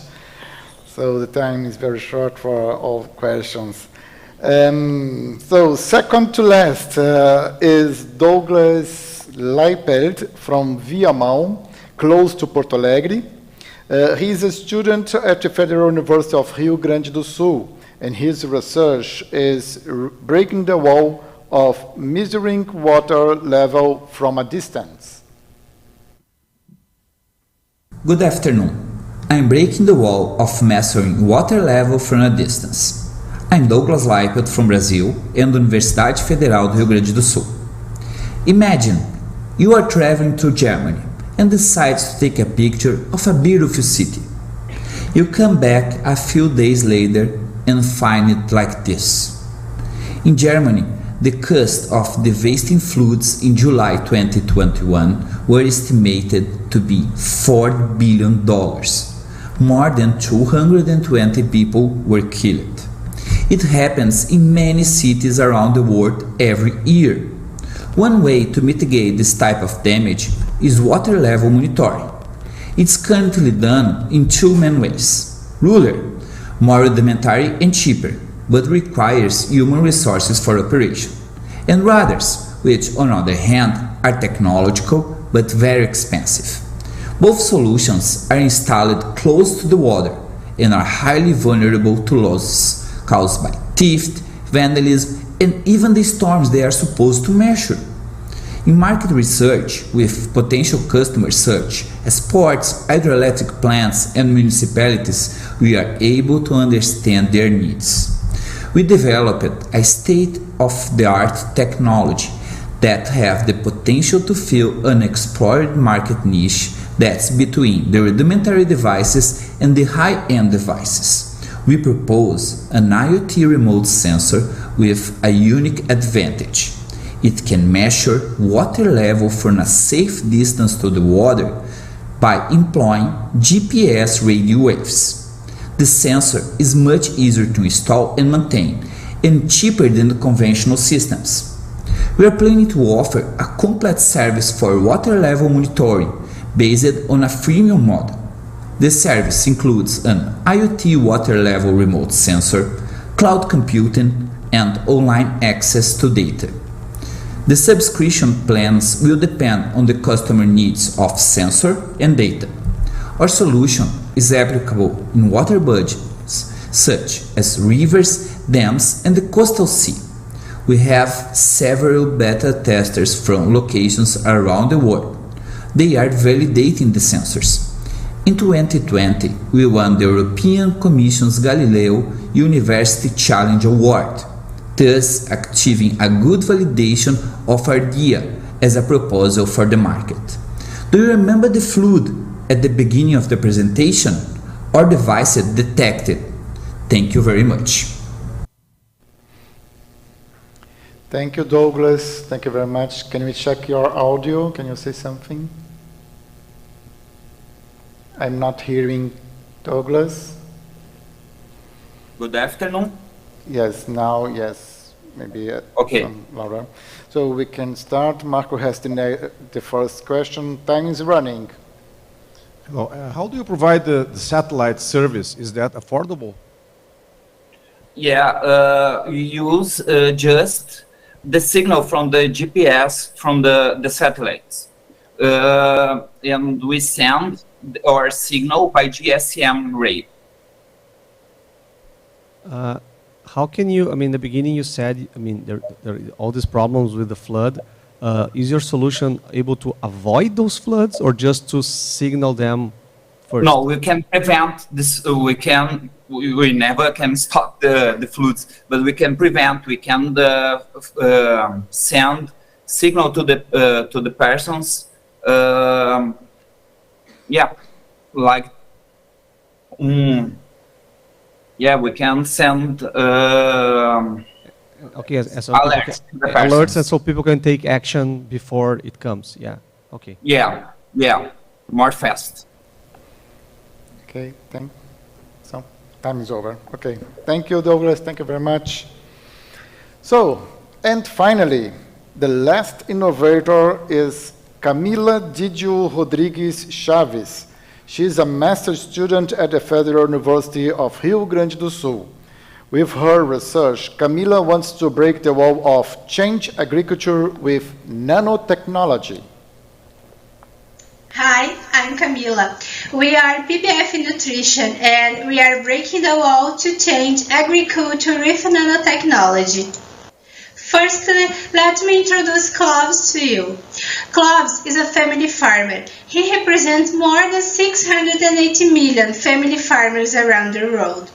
Together with the agro-industry, they have the mission to produce food for a world population of 9.7 billion until 2050. However, their productivity is collapsing by the lack of rain seasons. Droughts and frosts have been happening more and more frequently. Clovis is worried and doesn't know what to do. He already lost 79% of his production.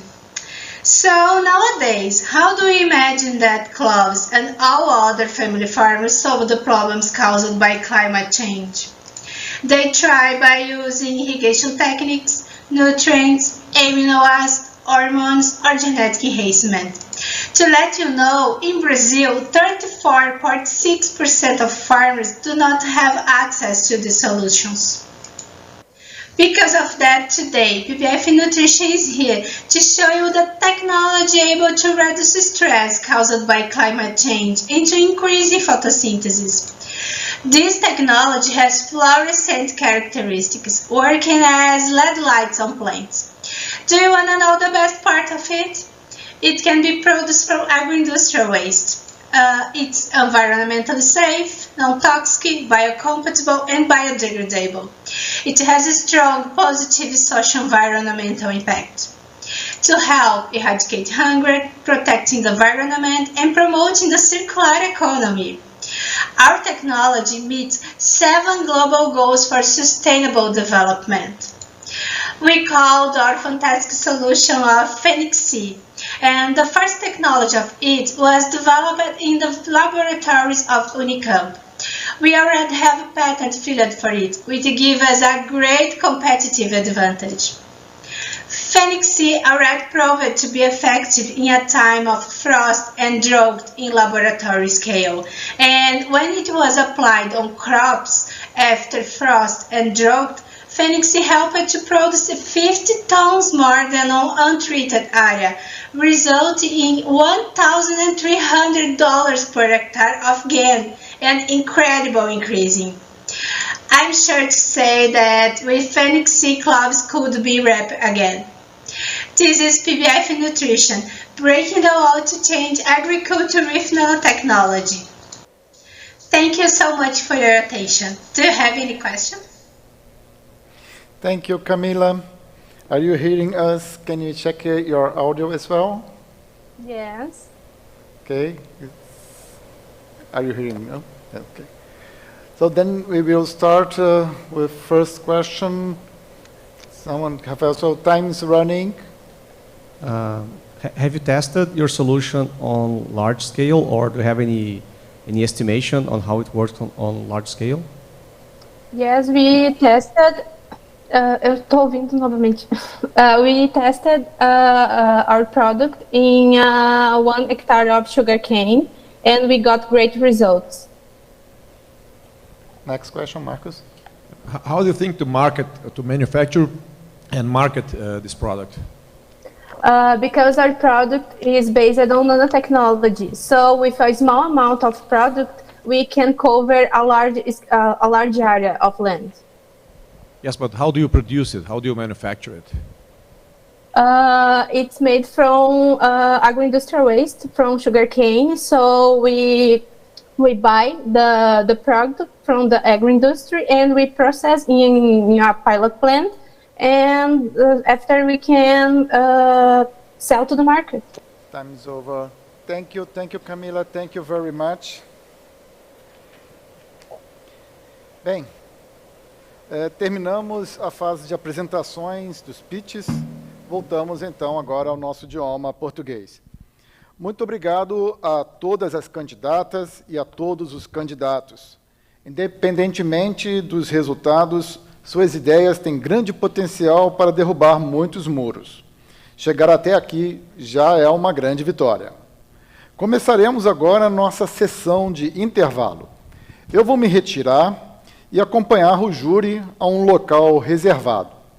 Prevíamos um tempo aproximado de 30 minutos para o júri debater e eleger os primeiro, segundo e terceiro lugares do FWL Brasil 2022, bem como o prêmio DAAD de empreendedorismo. Nesse meio tempo, vocês também poderão votar e eleger quem ganhará o prêmio do público, além de responder a uma curta enquete de avaliação do evento. Enquanto isso, nós vamos oferecer aos candidatos e demais espectadores uma sequência de curtas palestras sobre oportunidades de estudar e pesquisar na Alemanha e na Europa como um todo, além de programas de bolsas e fomento. Gostaria de convidar nossa gerente de projetos e eventos, Daniela Toyer, para comandar essa sessão do intervalo. Até já, vejo vocês daqui a pouco. Daniela. Obrigada, Márcio. Boa tarde a todas e a todos. Parabéns pelas apresentações, elas estão muito diversas, muito interessantes, e vamos ver como o nosso júri se decide. Começaremos agora a sessão de intervalo do FWL Brasil 2022, enquanto o júri toma suas decisões.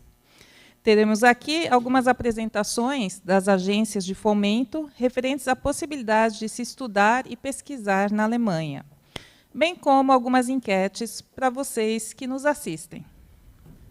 Neste período, vocês terão a possibilidade de participar da votação do prêmio do público. Vamos começar pela explicação de como acontecerão essas votações. Qualquer um pode participar. Seguindo a orientação na imagem que vai aparecer na sua tela, acesse de qualquer computador ou celular o link postado pela nossa equipe no chat do YouTube.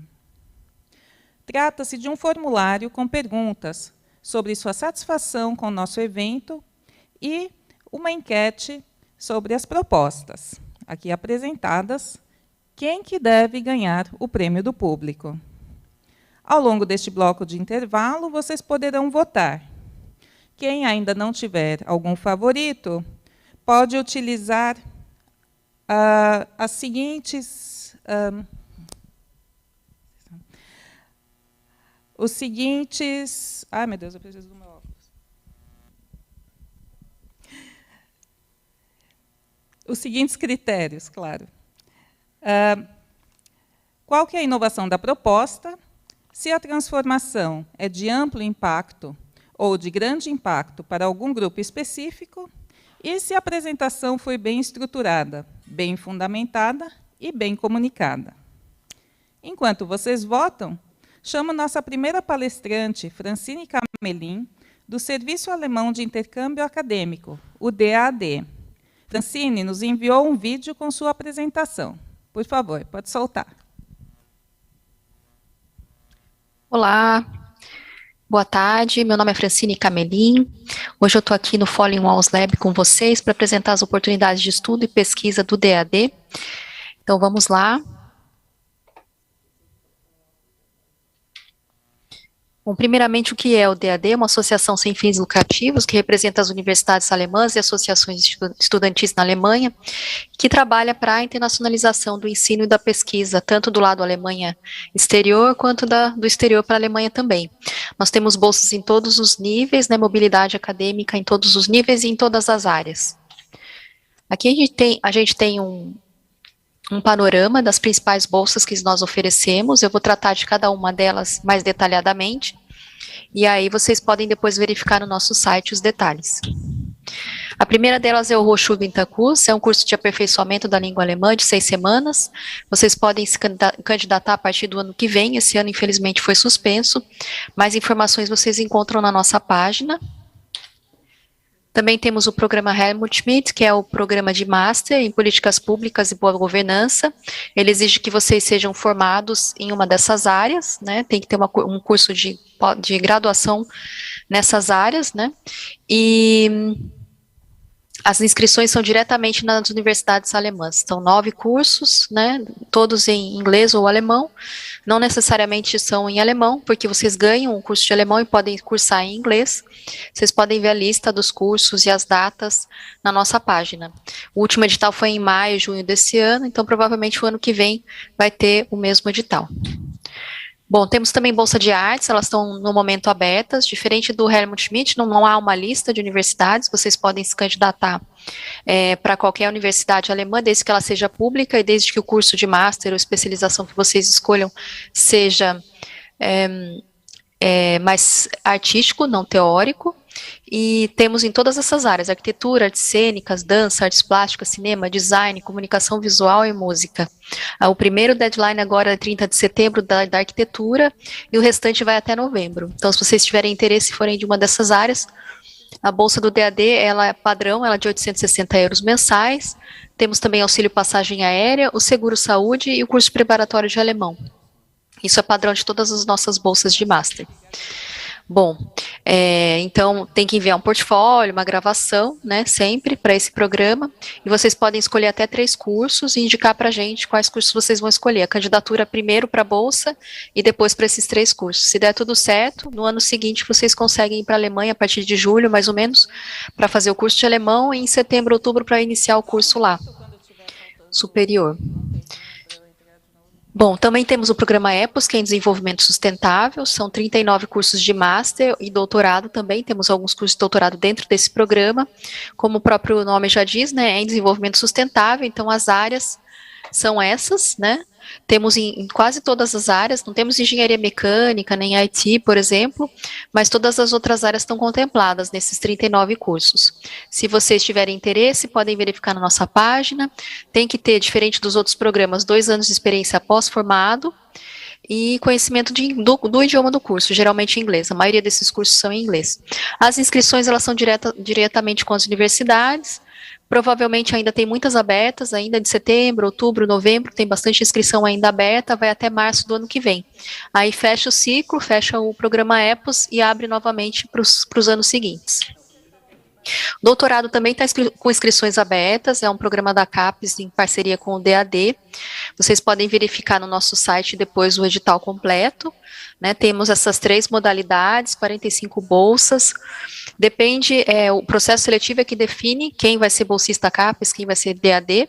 A bolsa padrão do DAD para doutorado é de 1.200 euros. Temos também o auxílio para passagem aérea, o seguro saúde, curso preparatório de alemão, igualmente dos outros cursos de Master.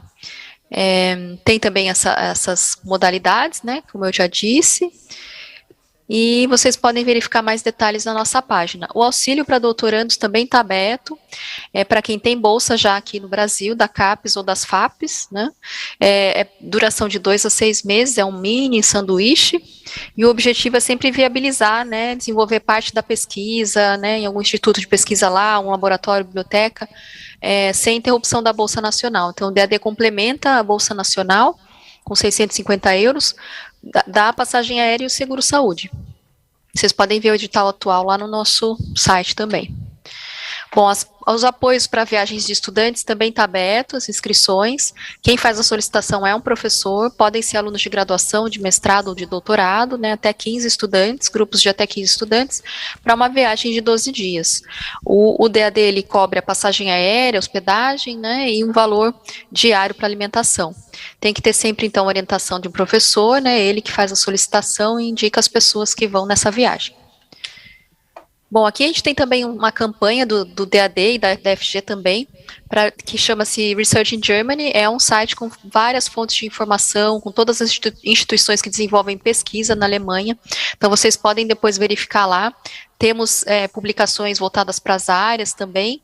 É sempre importante, antes de vocês iniciarem a busca por um orientador, por exemplo, verificar essa campanha, né, para ver como funciona a pesquisa na Alemanha. Então fica aí a dica para vocês. Tem também o Funding Guide. O Funding Guide ele lista não só as bolsas do DAD, mas de outras instituições também.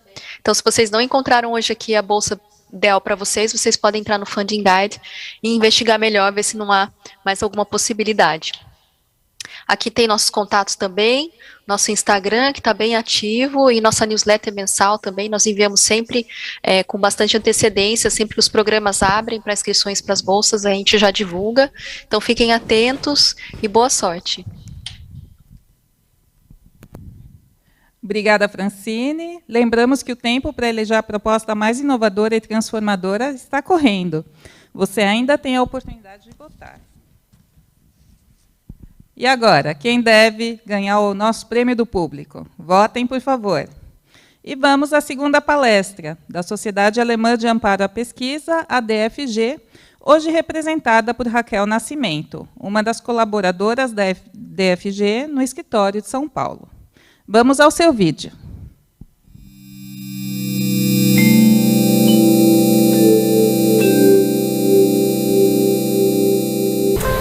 Good afternoon, everyone.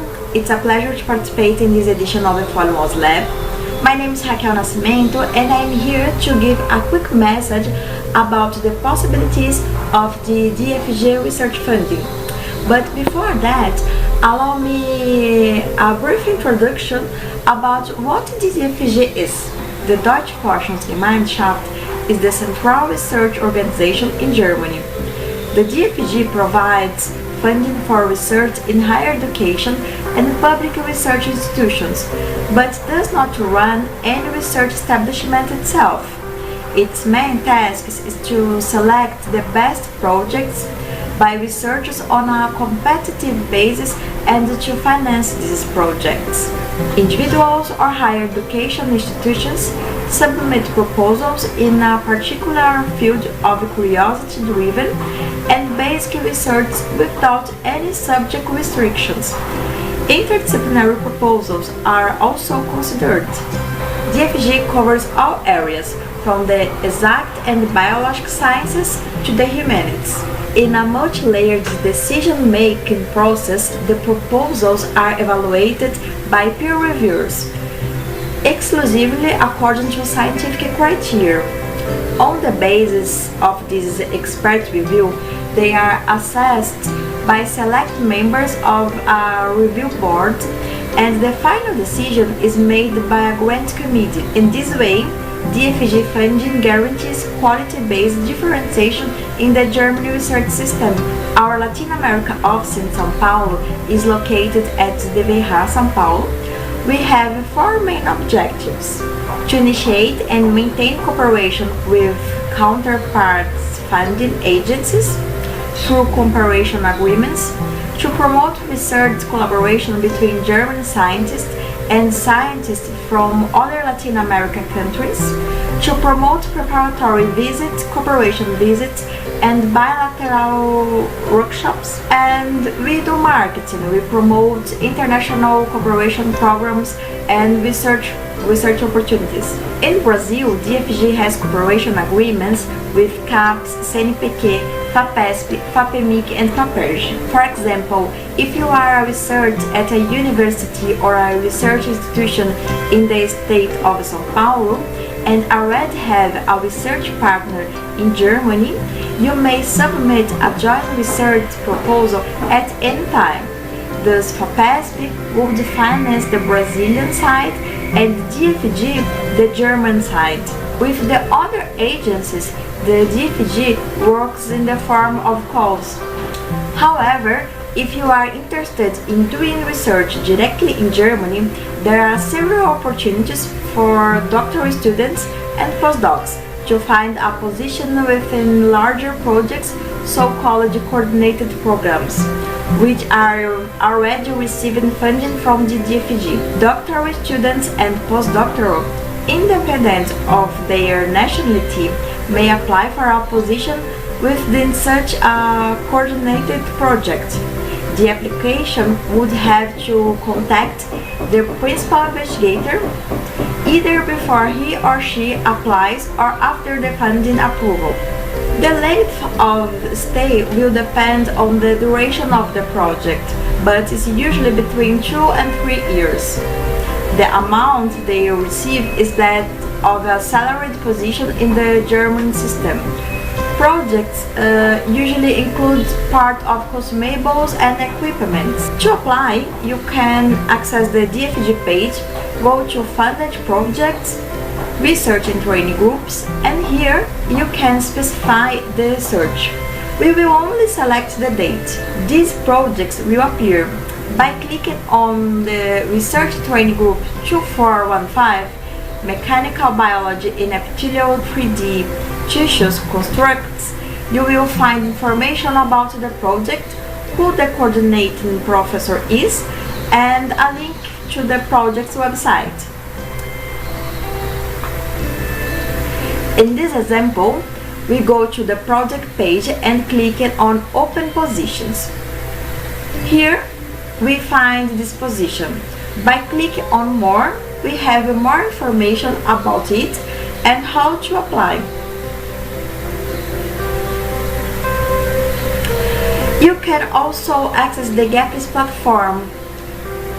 This database contains all the projects financed by DFG. So, if you have any questions, you can contact me. You can find my contact details in the side field. And thank you so much. Obrigada, Raquel, pelo vídeo. Vamos agora para as oportunidades da Euraxess Brasil.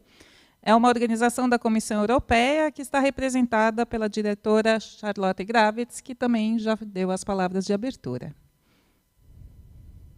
Hello, everybody. The objective of my presentation is to show how Euraxess can support researchers interested in a research stay in Europe. My name is Charlotte, and I represent Euraxess in Latin America and the Caribbean.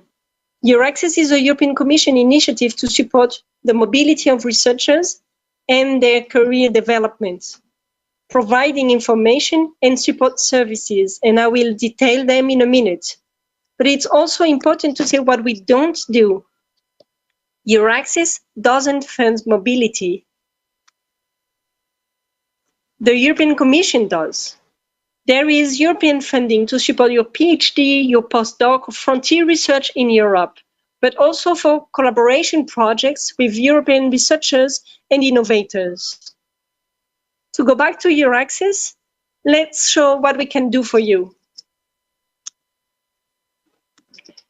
Euraxess helps researchers in their mobility projects, offering 5 main tools that are accessible from its main portal that you can see on your screen. When a scientist is considering a research stay in Europe, he or she needs a job. That's why our first portal is called Euraxess Jobs and Funding.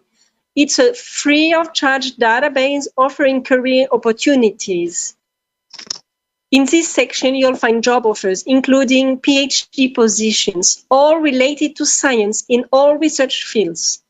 The positions are mainly in Europe, but also worldwide. You'll find also funding opportunities, scholarships, grants to support your mobility, and hosting offers from institutions that want to receive visiting researchers. You can also count on Euraxess to test your abilities and find online training in the career development module. And we also help you finding partners. Now, when you are ready to cross the ocean for a research stay in Europe, my colleagues from Euraxess Information and Assistance help researchers and their families organizing their relocation or arrival in a new country. They deal with a variety of topics such as visa, housing, social security. Each of the 40 countries has its own Euraxess portal, and you can access them directly from the homepage.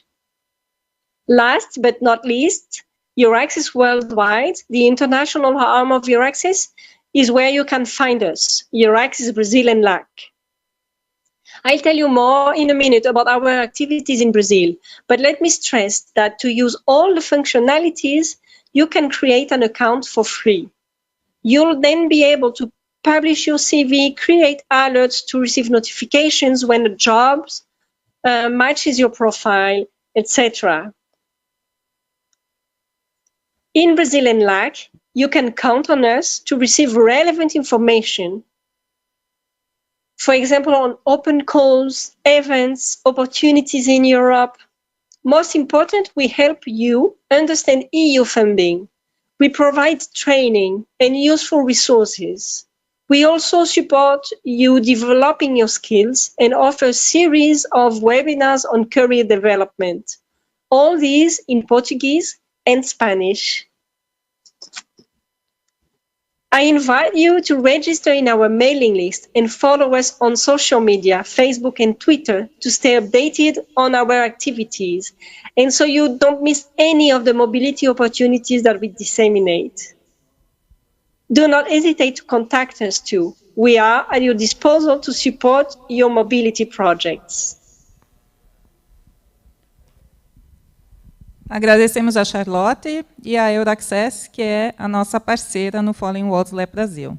E não se esqueça de votar no Prêmio do Público, clicando no link postado pela nossa equipe no chat do YouTube. E vamos agora à penúltima apresentação do intervalo, da Fundação Alexander von Humboldt, hoje representada pela professora Andréa de Camargo. Olá a todos, meu nome é Andréa de Camargo, eu sou professora do Instituto de Física da USP em São Carlos, uma Humboldtiana e também embaixadora científica da Fundação Alexander von Humboldt. Hoje eu quero falar para vocês sobre oportunidades para realizar pesquisa na Alemanha com o financiamento dessa prestigiosa instituição. A Fundação Humboldt tem como objetivo promover excelentes cientistas de todo o mundo e fomentar uma rede global de cooperação. Ela se orgulha de ter como critério único a excelência acadêmica. Não há cotas para países ou disciplinas e o financiamento tem como foco as pessoas e não projetos. A participação de mulheres é especialmente incentivada e todos têm a livre escolha da instituição e do supervisor com quem trabalhar na Alemanha. As oportunidades de financiamento são para pesquisadores com currículo acima da média em diversos estágios da carreira, dos recém-doutores aos mais experientes e renomados cientistas. No Brasil, a opção normalmente disponível para pós-docs com até 4 anos de doutorado e os mais experientes com até 12 anos de doutorado, através de uma parceria com a CAPES, é a Humboldt Research Fellowship. As bolsas Georg Foster aqui listadas se destinam exclusivamente a outros países em desenvolvimento. O programa tem duração de 6 a 24 ou 6 a 18 meses, são realizadas normalmente 2 chamadas ao ano, e a mensalidade é de 2.650 ou 3.150 euros, dependendo do estágio da carreira em que você se encontra. Normalmente, as candidaturas devem ser feitas exclusivamente através da CAPES, mas, devido às dificuldades de governança e severos cortes orçamentários sofridos pela CAPES nos últimos 2 anos, esta parceria está temporariamente suspensa. Contudo, uma informação muito importante aqui é que, para compensar e em caráter excepcional, a Fundação Humboldt está aceitando inscrições de brasileiros diretamente em Bonn e em fluxo contínuo. Além disso, os brasileiros também podem se candidatar à Bolsa Georg Foster, desde que o projeto tenha o potencial de trazer significativos benefícios para o Brasil. Maiores informações podem ser encontrados no website abaixo. Além das mensalidades, o programa inclui a cobertura de custos de viagem, de cursos intensivos de alemão para o candidato e acompanhante, financiamento de parte da pesquisa no grupo hospedeiro, uma viagem de estudos pela Alemanha e outros encontros, e auxílios após o retorno ao país de origem. Para os interessados, o primeiro e mais importante passo é identificar um supervisor apropriado na Alemanha. E isto pode ser feito, por exemplo, através da Humboldt Network, que conta com mais de 28 mil Humboldtianos pelo mundo, previamente financiados. Ou pode ser feita uma consulta ao website da Euraxess para uma lista de outros sites que auxiliam a encontrar uma instituição hospedeira. Ou ainda através do portal g.a.s.t, que é uma parceria do DAD, DFG e da Conferência de Reitores Alemães, que apresenta mais de 25 mil institutos em diferentes universidades como opção. Ou, finalmente, consultando colegas e embaixadores como eu, que já tiveram essa experiência prévia. Outros programas interessantes também estão disponíveis, como as Bolsas Internacionais de Proteção ao Clima, de até 12 meses, que são destinadas a potenciais líderes de países em desenvolvimento que já estejam engajados em iniciativas de proteção ao clima ou que trabalhem nessa área em organizações não governamentais, administração pública e etc. O prazo para as candidaturas, que devem ser feitas diretamente com a Fundação em Bonn, é o 1º de fevereiro de todos os anos. A Bolsa Chancellor se destina a profissionais com excepcional potencialidade para a liderança em uma ampla variedade de áreas da iniciativa privada ao setor público. Espera-se que esses profissionais venham a atuar como mediadores entre a Alemanha e seus países no futuro. As inscrições para este ano estão abertas até o 15 de outubro e informações adicionais podem ser encontradas neste site. Até o momento, 57 German Chancellor Fellowships foram concedidas para potenciais líderes brasileiros. Termino aqui deixando com vocês o contato da Fundação Humboldt na Alemanha e também o meu, para quem quiser obter mais informações, sugestões ou que quer em que eu possa ajudar. Muito obrigada pela atenção e não hesitem em me contactar.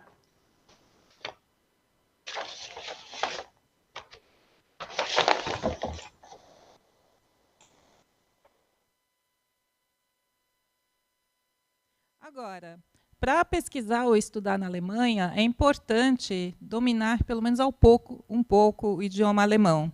Por isso, vamos fechar esse bloco de intervalo com Maxi Neidhardt, que é coordenadora da iniciativa g.a.s.t no Brasil. Olá, meu nome é Maxi, eu trabalho na Sociedade de Preparação Acadêmica e Desenvolvimento de Testes, g.a.s.t, na sigla em alemão, e hoje vou falar sobre a g.a.s.t e sobre o aprendizado do alemão. A g.a.s.t é uma instituição de utilidade pública e sem fins lucrativos. Ela é organizada como uma associação, aqui vocês podem ver alguns membros, e a g.a.s.t oferece testes para comprovar conhecimento e proficiência do idioma alemão.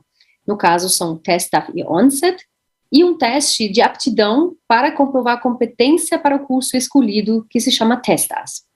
Além disso, trabalhamos com a plataforma online Duo, Deutsch Uni Online, para aprender alemão, que inclusive foi utilizada no programa Idiomas Sem Fronteiras aqui no Brasil.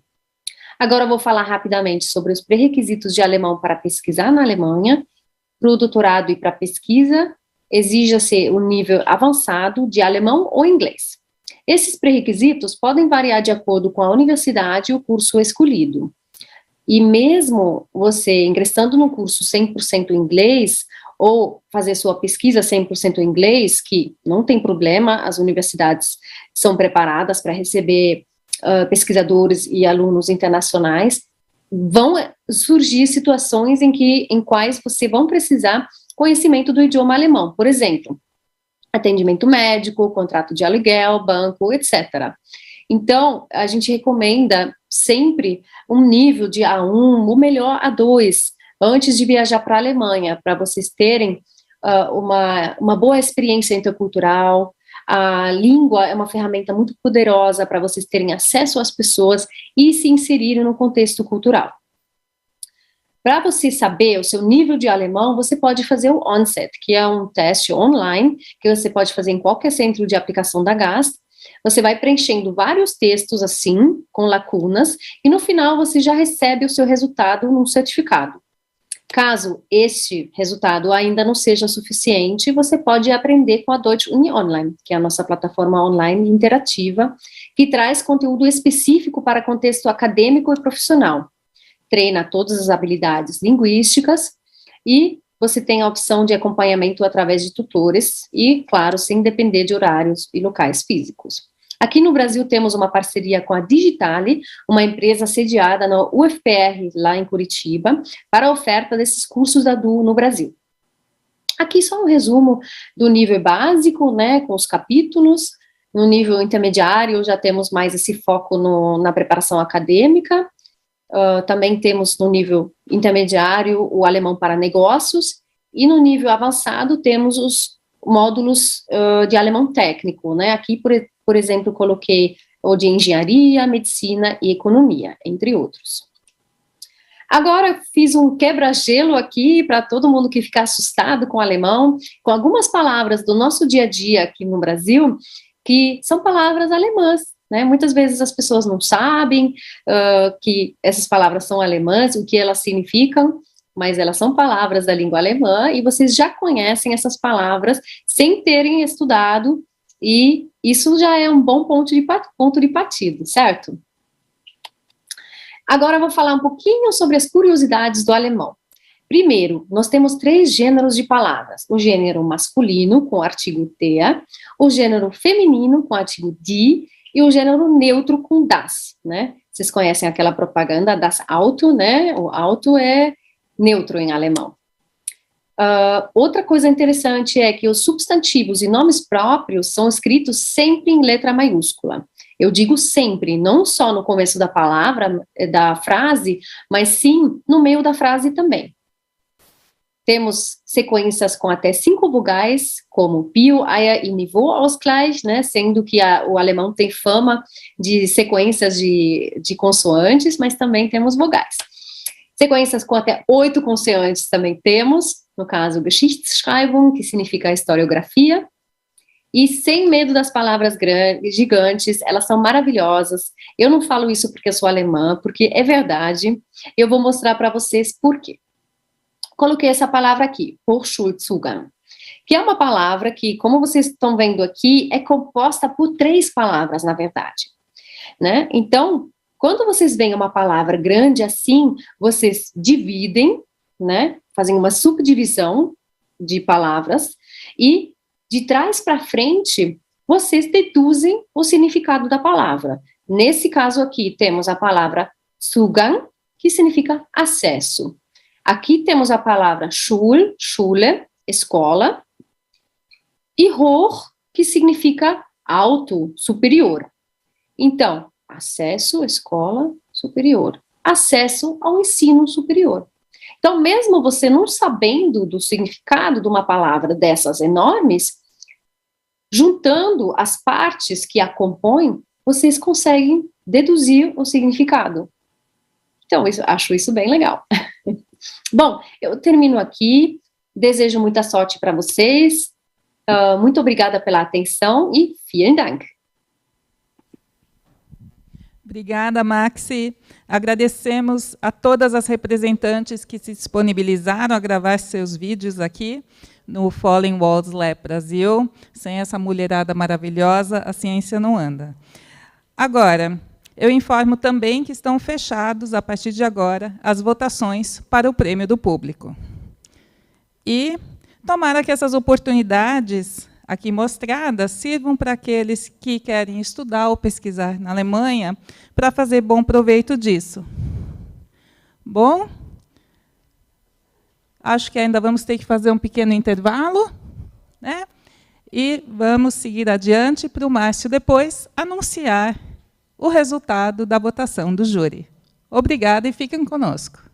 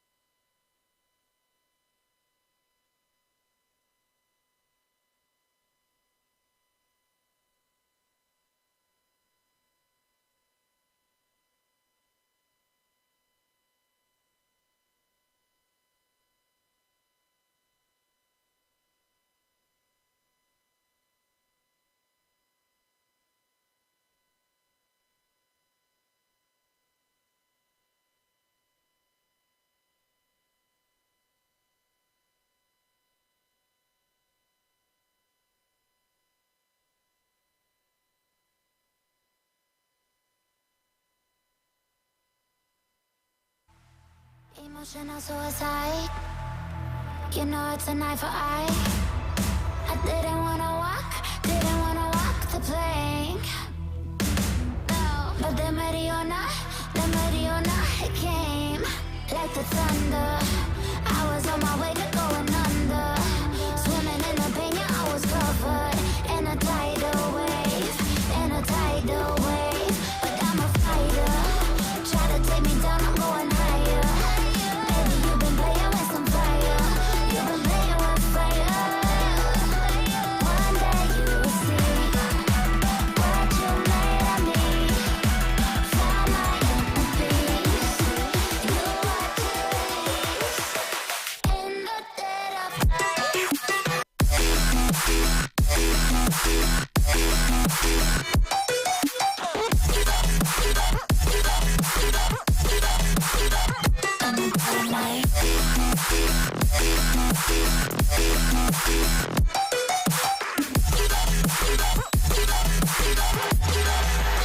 Maybe when it's still dark, you know it's an eye for eye. Maybe when it's real in the dead of night.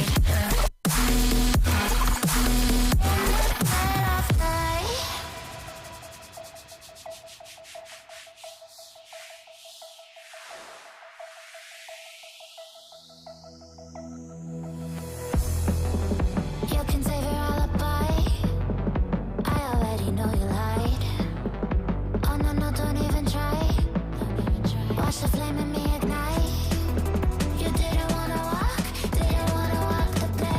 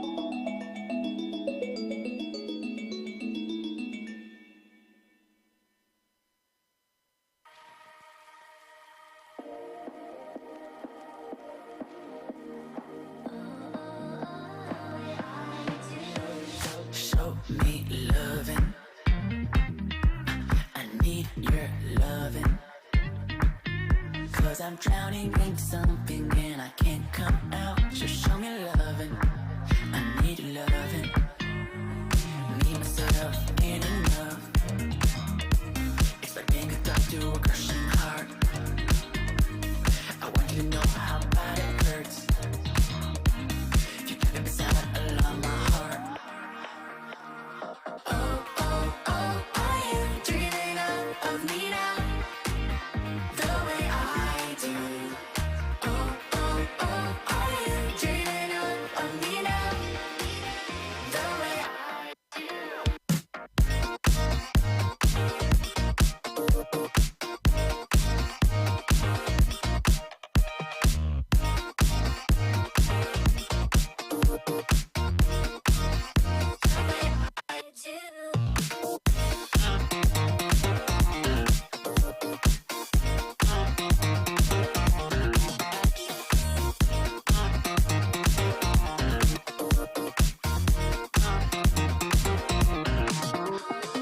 Hold me, lover.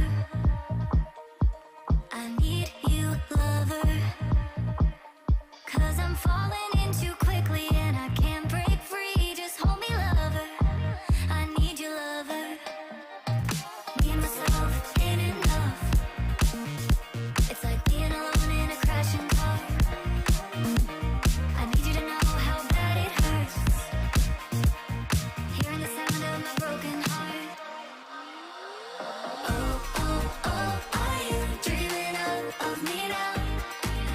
The way I do. Oh, oh, oh, are you dreaming of me now? The way I do.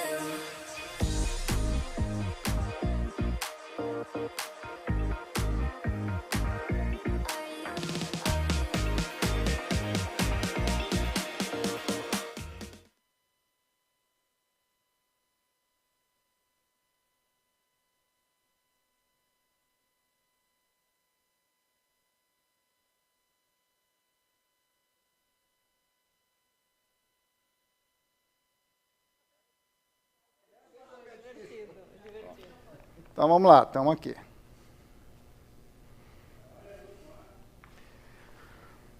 Boa noite, estamos de volta e já temos todos os resultados. Mais uma vez eu queria agradecer ao júri aqui presente por sua dedicação e contribuição para o sucesso dessa etapa brasileira.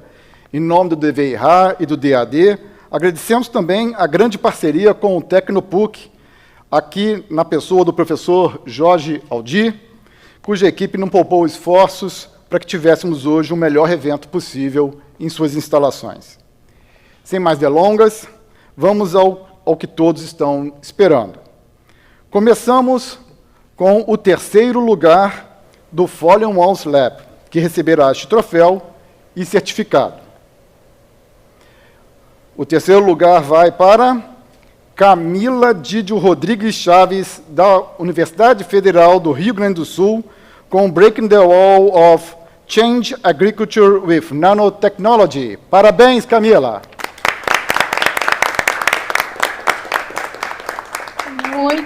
Muito obrigada. Vocês não podem imaginar como eu estou feliz, como isso representa para a gente. Foram dias intensos de preparação para a gente poder entregar o que a gente tinha de melhor para mostrar do nosso produto e para se preparar para o evento. Então, assim, foi muito gratificante. Muito obrigada mesmo. E agradeço aos meus colegas de equipe que confiaram em mim a missão de fazer a apresentação, e a Camila e o Marcelo, muito obrigada. E obrigada a todos os envolvidos no evento. Obrigado, Camila. Muito parabéns. E vamos lá, que essa noite ainda tem mais algumas surpresas. Bem, para começar, vamos passar para o anúncio do segundo lugar, e aqui eu tenho já uma surpresa. Nós não anunciamos antes, mas a gente recebeu hoje pela manhã um comunicado da Foley Walls Foundation de Berlim, nos informando que a gente ganhou o direito de mandar o segundo ou a segunda colocada também para a final em Berlim, na capital alemã. Portanto, grande suspense agora de quem é segundo lugar. E depois também, além de troféu e certificado, vai ganhar a viagem à Alemanha para participar da final. Bem, a segunda colocada, ou vice-campeã, é Thaís de Moraes Alves, graduada pela USP e depois com pós-graduação na Politécnica Universidade de Madrid e também em Zurique, com Breaking the Wall of Inefficient CO2 Emitting Construction. Parabéns, Thaís! Poxa, muito obrigada. Obrigada mesmo, eu estou muito feliz. E queria agradecer o Fulvio Ramos Roxo, cofundador da Artflex, comigo. Nada disso seria possível sem ele. Então, muito obrigada. E toda a equipe, claro. Queria só agradecer a Isabela Magnante, a Stephanie Dauer, a Letícia da Silva, o Davi Prates, que estão trabalhando nisso intensamente, e os professores Milton Braga, Pedro Wellington e Carlito Calil, que são imprescindíveis para tudo isso. E muito obrigada a todos, foi realmente inspirador participar do evento hoje. Parabéns, Thaís, você acabou ganhando um prêmio surpresa de que fazer sorte. A viagem Ainda dei sorte. à Alemanha. Né? E eu vou te dizer, estou passando por mais uma mudança e passando por um prédio novo. A parte de construção civil tem muito que melhorar em termos de sustentabilidade. Parabéns. Mas eu não sou jurado, eu não votei não, tá? Tá bom, obrigada. Bem, vamos passar adiante. E eu queria esclarecer aqui que a terceira colocada, a Camila, né, ela é suplente para caso acontecer algum imprevisto e os primeiro e segundo colocados não puderem ir à Alemanha, então a Camila é suplente nessa colocação. Bem, também, não, isso aqui tudo já está vencido, era um texto que mudou com essas novidades que eu acabei de anunciar. Bem, chegamos agora, então, à revelação de quem nossa audiência escolheu para o prêmio do público. Nós tivemos 2.450 votantes e 30% deles, quase um terço, elegeu Danilo Santos, do Paraná, de Guarapuava, que tem um doutorado feito na Bahia, na Universidade Federal da Bahia, e que se candidatou aqui com Breaking the Wall of Learning with Games. Parabéns, Danilo!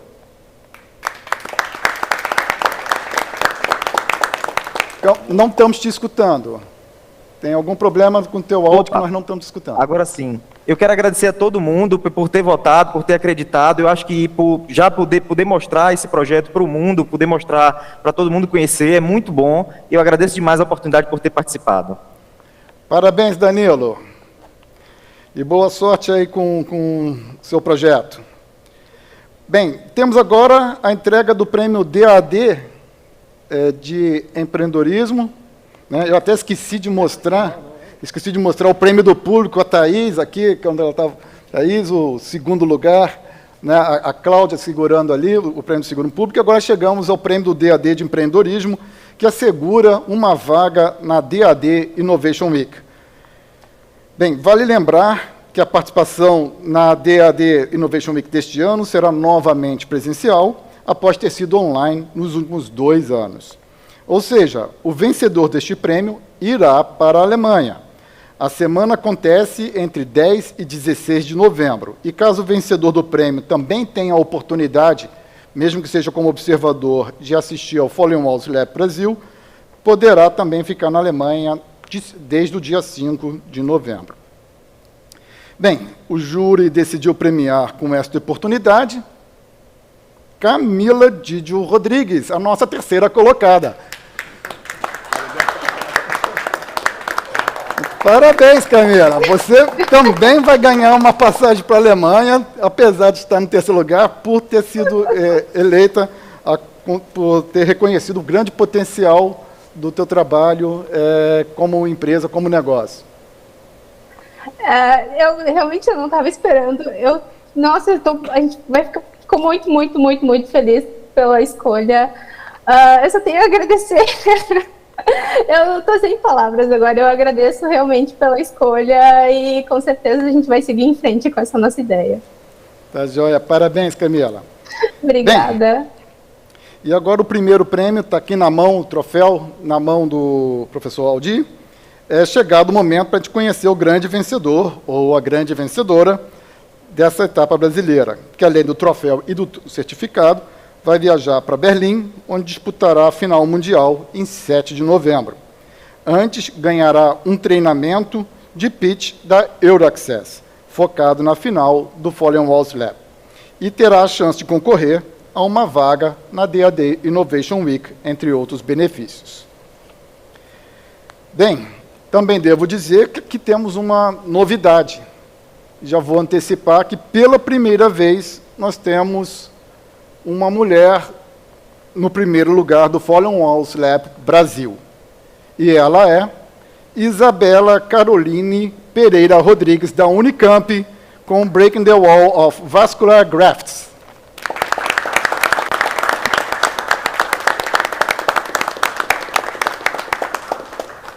Nossa, muito obrigada, gente, de verdade, assim, eu não sei nem o que dizer, eu tenho que agradecer muito aí aos meus orientadores, professora Laís e Éder, minha família, meus amigos, todo mundo que me deu tanto apoio, my friends from the Harvard Lab, todo mundo, meu parceiro, todo mundo, muito obrigada mesmo. E vamos representar esse Brasilzão, né? Se a gente pode fazer, vamos fazer. Muito obrigada. Parabéns, Isabela. Nós, então, que cumprimos nossa missão de Breaking the Wall of Gender, né, na realização da escolha da campeã da nossa etapa brasileira.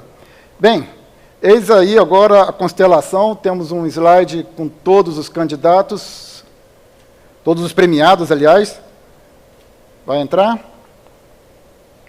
A constelação de todos os vencedores do Fallen Walls Lab Brasil 2022. Parabéns a todos, todas. Vai entrar o slide? Ou está aparecendo no YouTube só não para nós? Bem, bem, então, quero ver essa cena inusitada com todas as 3 primeiros colocados, primeiro, segundo e terceiro, ocupados por mulheres. O Danilo, eleito pelo público hoje, fazendo o ponto fora da curva, né, e ficamos muito felizes com esse resultado, né.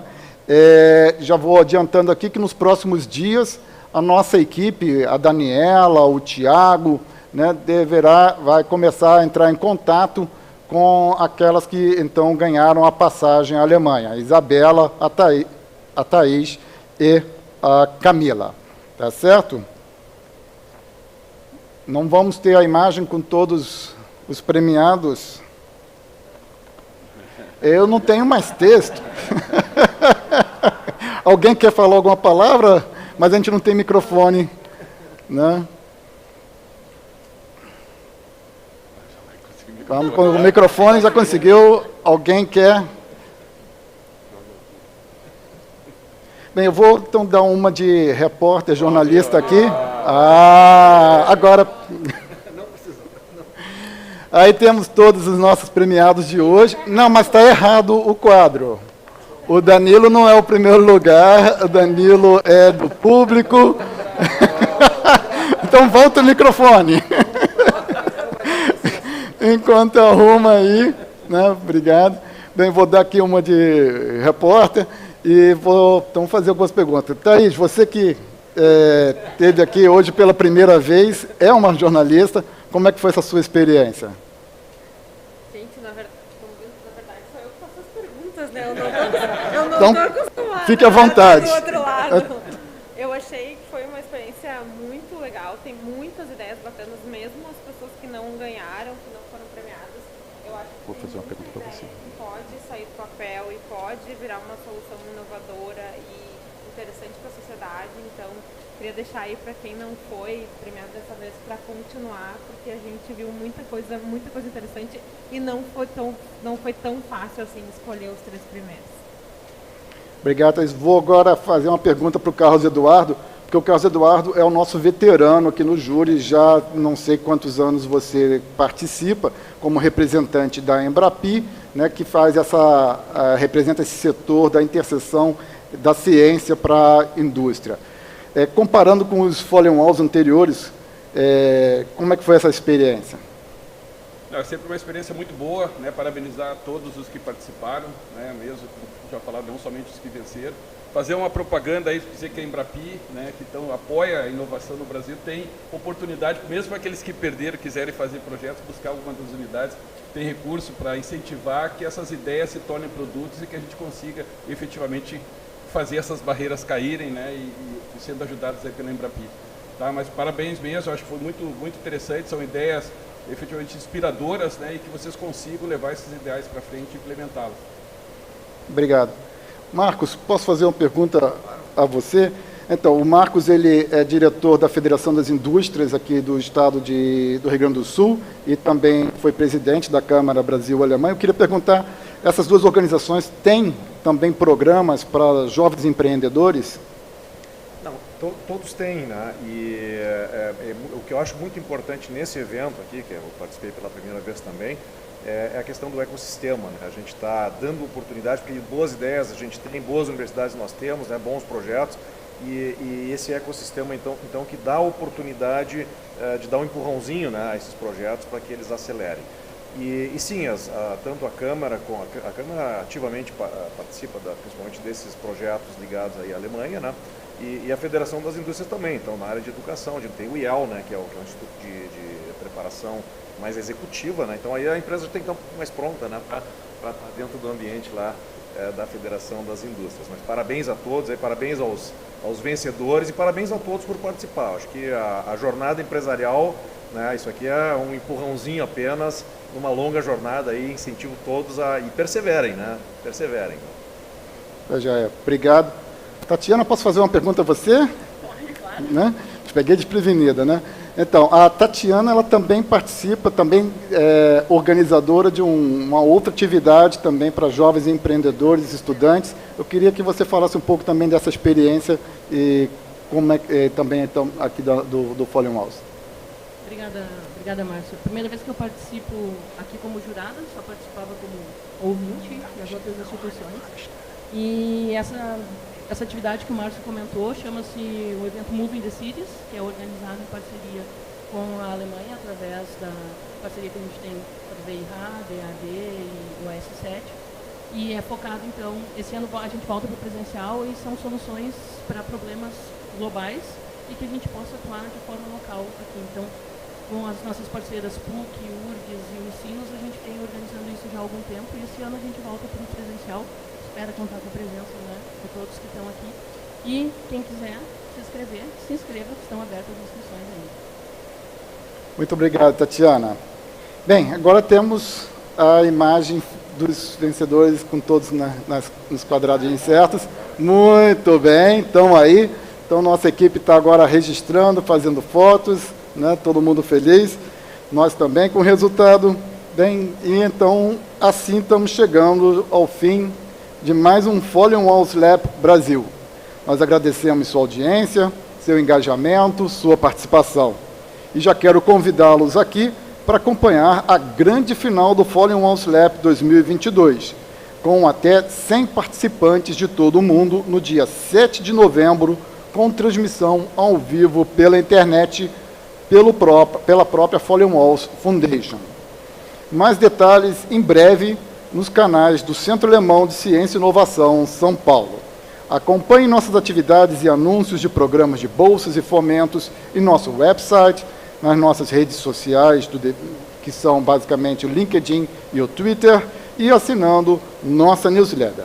É isso, mais uma vez, muito obrigado a todos, né, e uma boa noite.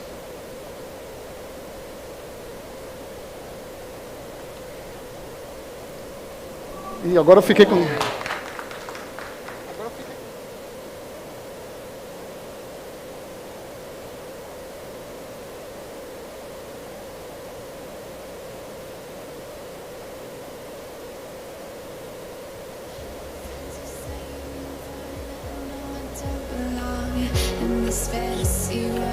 Parabéns, gente. Parabéns. Nossa, parabéns. Muito legal. Parabéns, pessoal. Tudo de bom para vocês. Sucesso aí. Representa o Brasil na Alemanha.